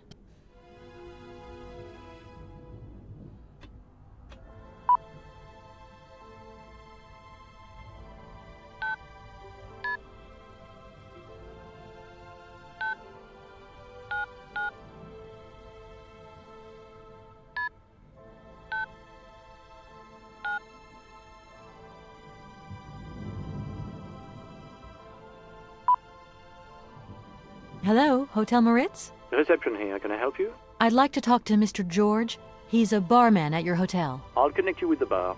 Just a moment. Hello, Hotel Bar? Hi. I'd like to talk to George, please. George? You mean Mr. George? Yeah, probably.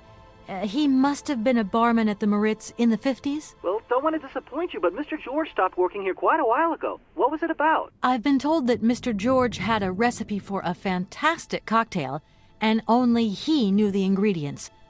I absolutely must know what was in it. It's a matter of life and death. I'd love to help you, ma'am, but you see, old George, now he knew a lot of cocktails. One hell of a barman and one hell of a reputation. He did write down his recipes before he left. But if you can tell me which one you were looking for exactly? I don't know. There are a lot of them, you say? Yeah. The Paris Peking Shuffle, the Deep Green Secret, Boko Poco, Blue Helena, Red Mambo. Helena! Yeah, that's the one. The Blue Helena. Right, I'll take a look. Blue Helena, you say? Let's see. 1 measure of vodka, 1 measure of blue curacao, 1 measure of honey, a dash of lime and ice cubes. Shake it all together, and Bob's your uncle. Perfect. Thank you very much, sir. You have been most helpful to me.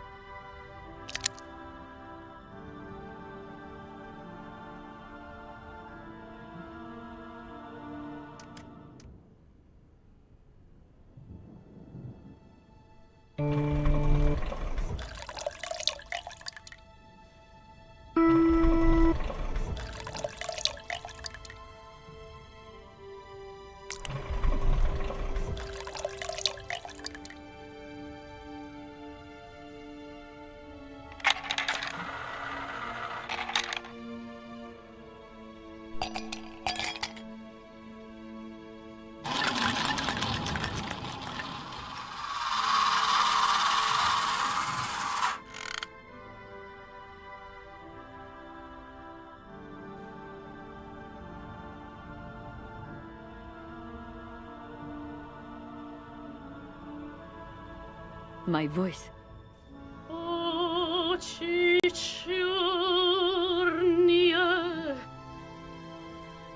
My God, that is atrocious.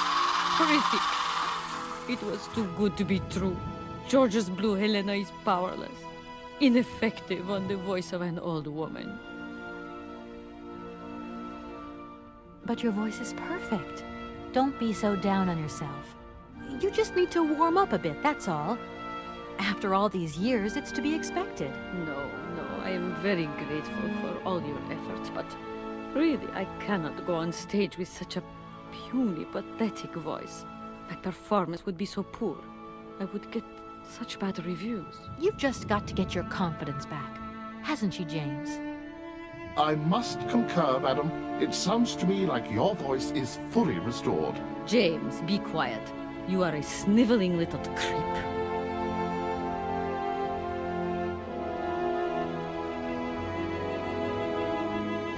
The Blue Helena, I am not, I tell you, your mind. I remember.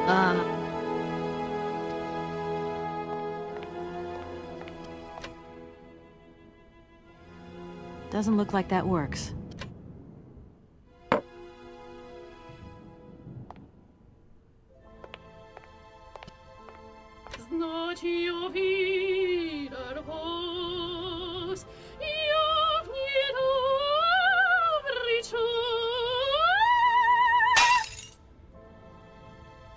My God, what have I done?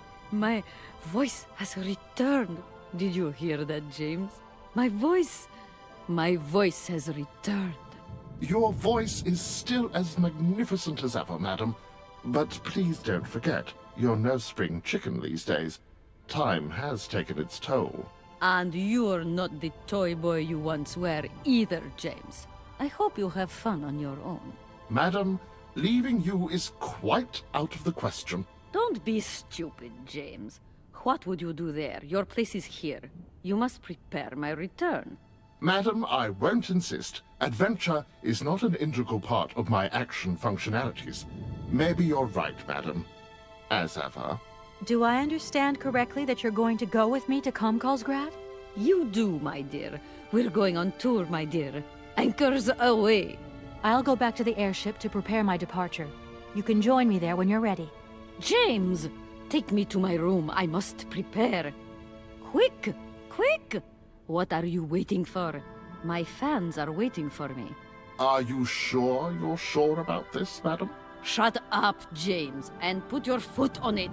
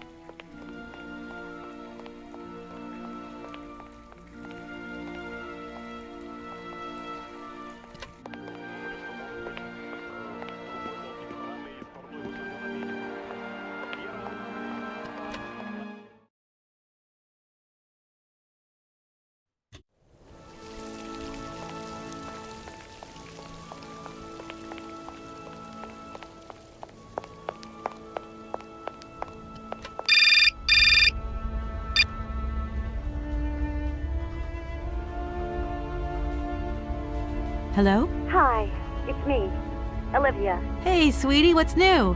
How was it at the Goldbergs then? Like, alcoholic. Is that all? What's up? Cat got your tongue? Well, tell me what you're up to. How's the case going? How's that Romansky chick? You don't think it's dragging out too long? I haven't had the time to get bored, I can tell you that, but... Hey, Olivia, what's the matter? You didn't even answer my question. That's so unlike you. Did I tell you I bought this really cool blue silk top? Olivia, what are you hiding? Come on out with it. You've got me worried. Oh, Kate, I'm sorry. I've done something horrible. I can't sleep anymore. I can't eat. I keep wanting to hurl. Olivia, tell me what's going on. Dan! What about Dan? Has something happened to him? We You're gonna hate me for the rest of your life, and you'd be right. In your situation, What? After the Goldberg, Dan took me home. We were a bit, we shouldn't have drunk so much. He came up to mine to have a nightcap, and then... Okay, you're gonna hate me. Please hate me. I got it. It's all my fault. I could never tell you that I've had the hots for Dan for ages, because you're my friend and you were engaged and all, but then we got so close lately, and I just lost sight of what's right and what's wrong. Kate, the guilt is killing me. I want to die. Look, don't bust a gut over it. You and Dan, it's like not real right now. I gotta go, Olivia. I need to process this new bit of data. Are you like some automaton or something? Kate, please. I'm hanging up now. I want to be on my own.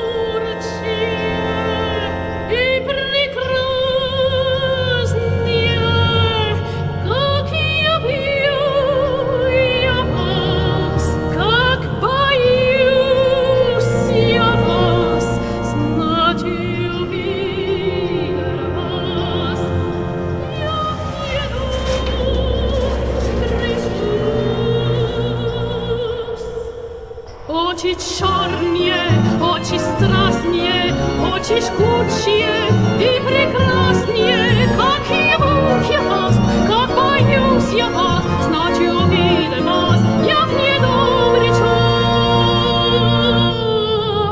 Очи черные, очи страстные, очи жгучие.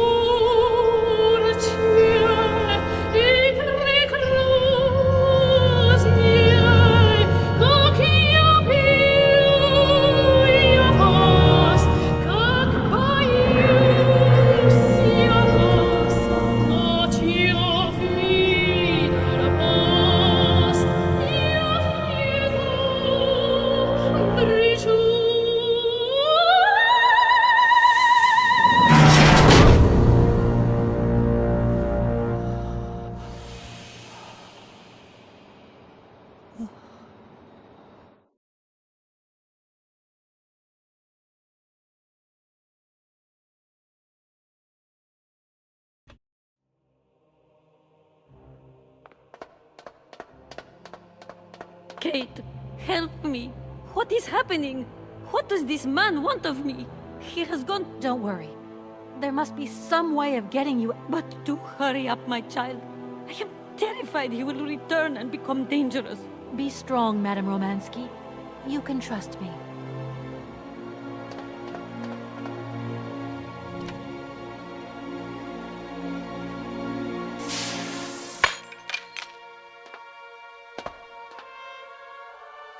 At last, young lady. I was beginning to be desperate. I came as fast as I could. Now hurry. Get out of here quickly before that maniac notices. I've got to get Oscar's hands back.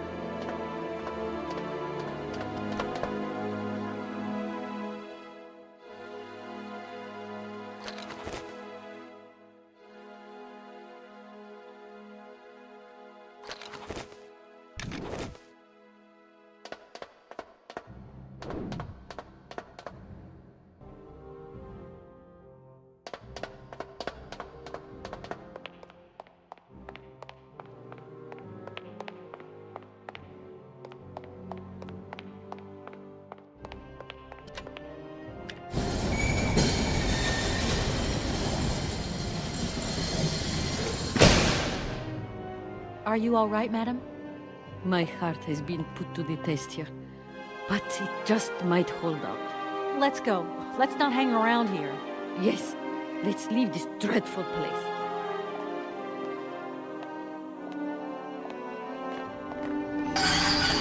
Oh!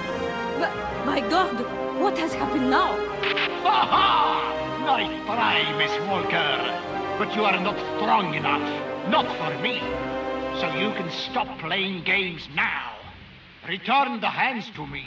And bring Madame Romansky back, or I shall not be responsible for my actions. You don't scare me, you old lunatic. Helena, grab the hands and get back to the train. Tell Oscar to get ready to leave. I'm gonna find a way out of this lousy factory. No chance. You will never succeed. Ha! We'll just see about that. I warned you, Kate Walker. I warned you. Be careful, my child. You too. And don't...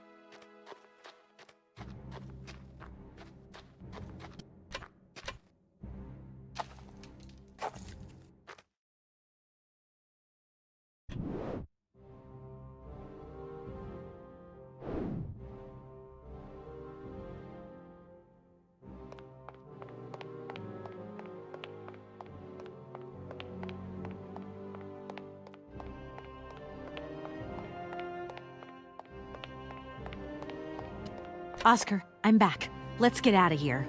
What a pleasure it is to see you again, Kate Walker. Please take your seat with Miss Helena in the carriage. She simply is a charming lady. She helped me screw my hand back on. I must inform you, though, that regulations make no provision for supplementary passengers. I hope that you still have your ticket for Arrowbag. Oscar! Message received and understood, Kate Walker. Departure imminent.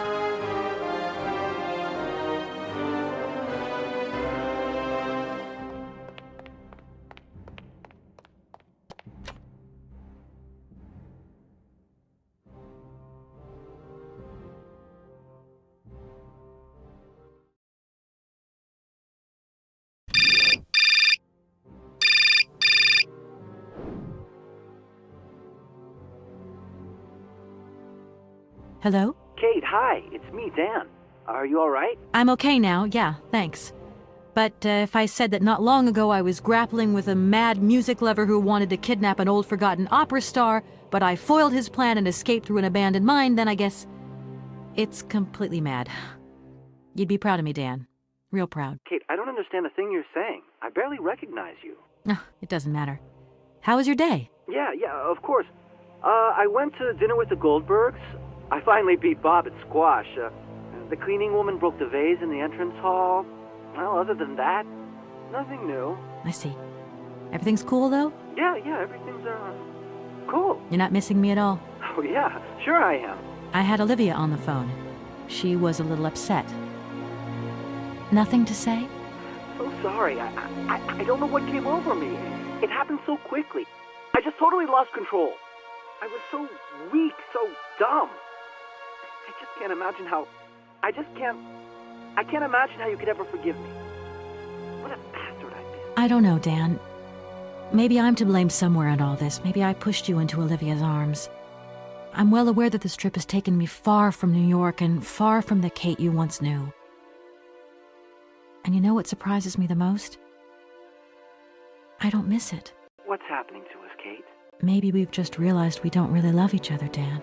We can talk about it when you get back if you want. I don't know, Dan. We'll see.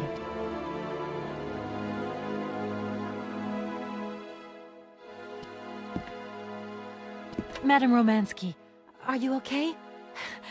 Me too, my child. It's just that... Why are we not leaving? Please, stop talking and tell the engineer to move. I want to go home. As you wish, Madame Romansky.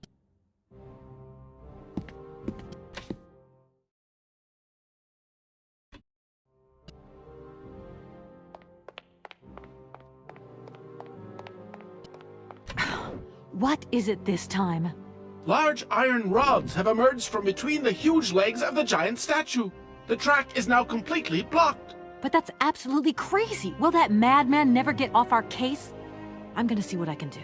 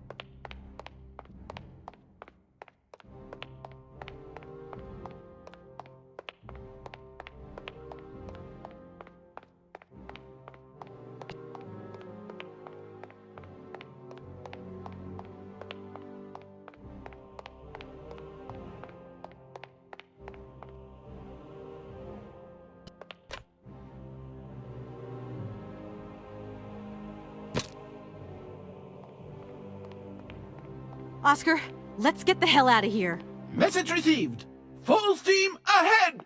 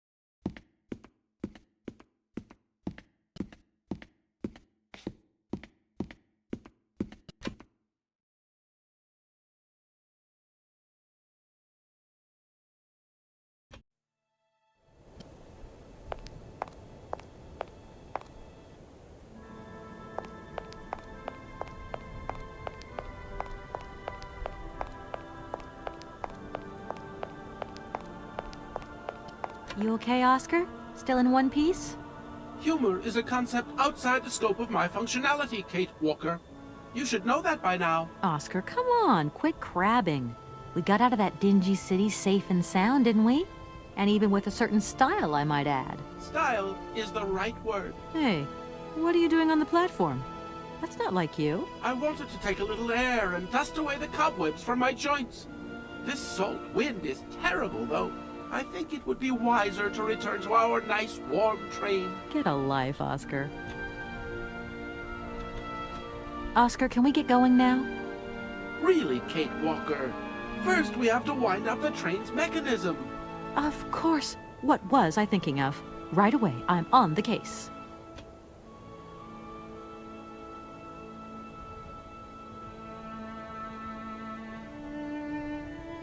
See you around, Oscar. I'll be waiting for you, Kate Walker.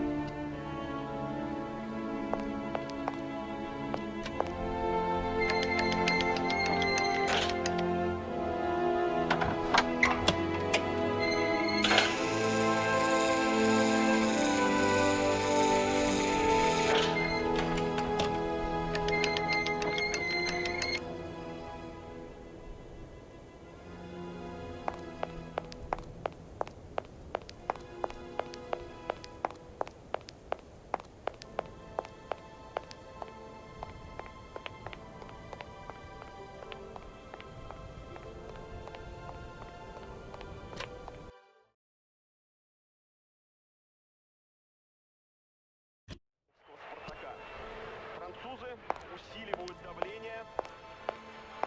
Повторяю, для них этот матч не просто контрольный перед I'm back, мира. and I brought your celebrity guest back, just as I said I would. We had one or two hitches on the way. Go on. Let's have it. I reckon some strange things must have gone on down at that factory. I've never seen Madame Romansky in such a state before. You yourself don't look like you're full of beans. Too true. It was really... Do you have to? You don't want to rest a while first? I can set you up a suite next... You are very kind to Mr. Felix. And if I say no, it's not that I don't want to stay, but I really don't have the time. My train and its engineer are waiting for me. Have a good trip, ma'am. See you again sometime. Maybe. Goodbye, Mr. Felix. You haven't changed your mind, then? I could do you a good deal on the royal suite. Thanks very much, but I really must be going.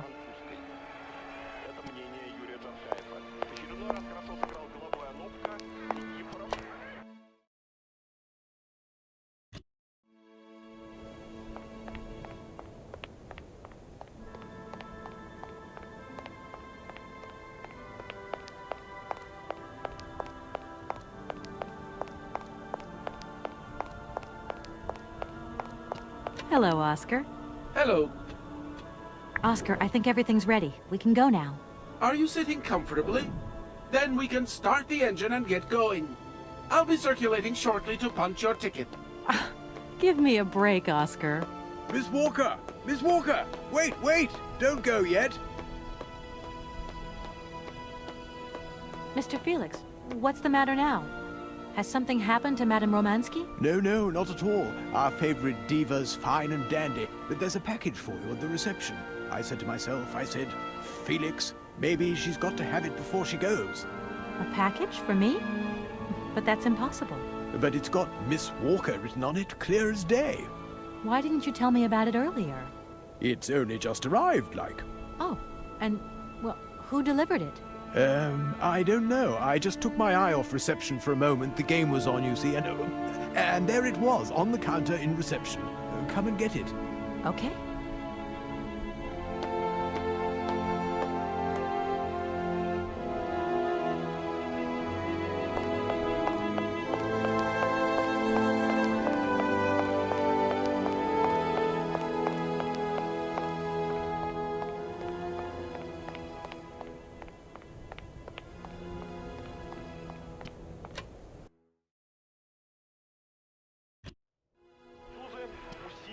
давление.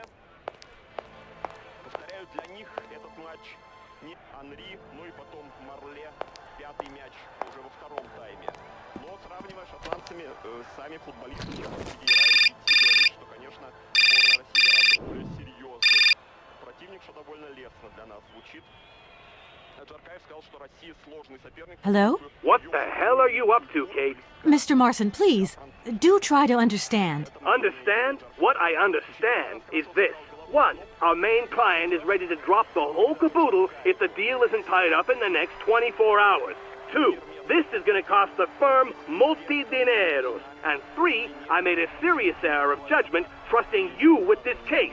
That's what I understand. I know it doesn't look like it, but... No buts, Walker. You're looking for a senile old creek and you're making heavy weather of it. You know, he isn't as senile as all that. He's got this creative streak. Look, drop the mumbo-jumbo. I don't want excuses. I want... I've got to go, Mr. Marson. I think I'm onto something.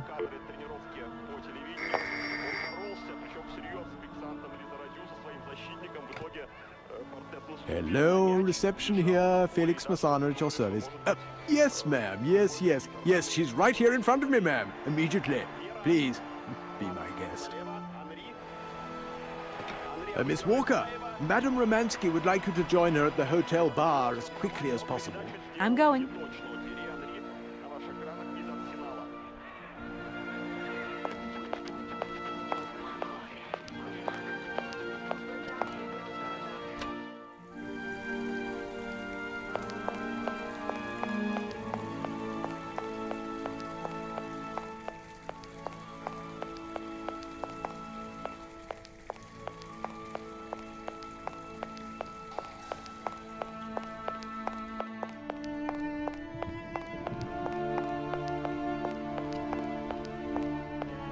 Madame Romansky, you wanted to see me?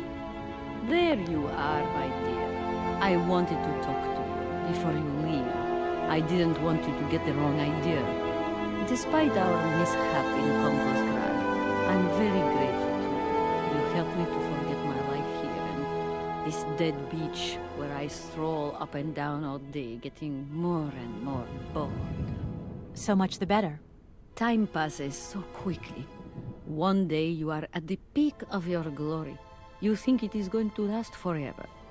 And then one day the bubble bursts, and you are washed up and forgot. Madame Romansky, don't be so gloom and doom. It doesn't suit you. And if there is no one left to help you out, you start to sink into a long, dark winter. Perhaps you should rest now. We've had a trying time. It's been emotional. You must be tired. When I returned here, Hans gave me such a taste for life. He too was ill. Oh, he coughed. He must have spent too long at the factories, breathing in their smoke. And then he was better. And he left. And I stayed with my memories. Hans Vorarlberg? Hans Vorarlberg was so full of joy, so carefree. He was a little simple of spirit, of course, as they say. He was a child who made fantastic toys. I think that maybe I loved him. God alone knows where he is today.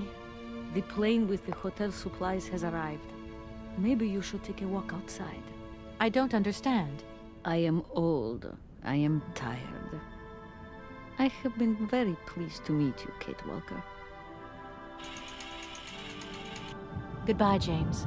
Do look after Madame Romansky. That is all I ever do, miss. May fortune follow your every footstep. The snow is a good sign. Really? The snow chases the wind away and covers the salt and sand on the ground. The air becomes purer and stilled. Ideal conditions for a constitutional. Great. Thanks for everything, James.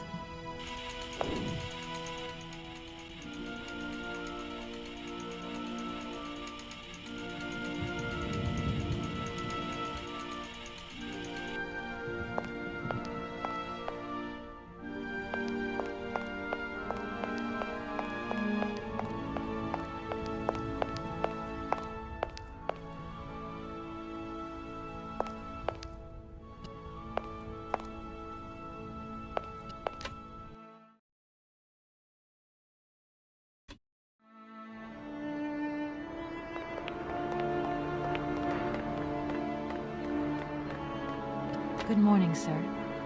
Mr. Vorarlberg? Hans Vorarlberg? You've brought the train, then. That's good. Mr. Vorarlberg, you have no idea how pleased I am to meet you at last. I'm Kate... Where is Anna? Your sister has passed away, Mr. Vorarlberg. I am sorry. truly sorry. Ah, okay. Otherwise, it's Anna who would have come, right? Not you. I guess you're right, Mr. Vorarlberg. My name's Kate Walker. Kate Walker? Okay, I'm going away on the train. A long way away. Where's that? That way. Syberia. Syberia. I'm sorry. Mr. Vorarlberg, I've been ordered to tie up the buyout of your factory in Valladolid. It's, my job, you understand. Anna told me. The automatons. That's over now, isn't it? Mr. Vorarlberg, the factory belongs to you now, and I need your signature to tie up the deal. Okay. Then I'm going away on the train. Here's the sales contract. I'll give you some time to look it over. Your sister already agreed to the terms. All we need now is your signature. What? You've signed just like that? Without reading it? I can't read. I don't know how to. Oh. In that case, I'll read it for you. No, it's okay. Leave it. I've got to go away on the train, Kate Walker. As you wish, Mr. Vorarlberg. And let me wish you a very pleasant journey.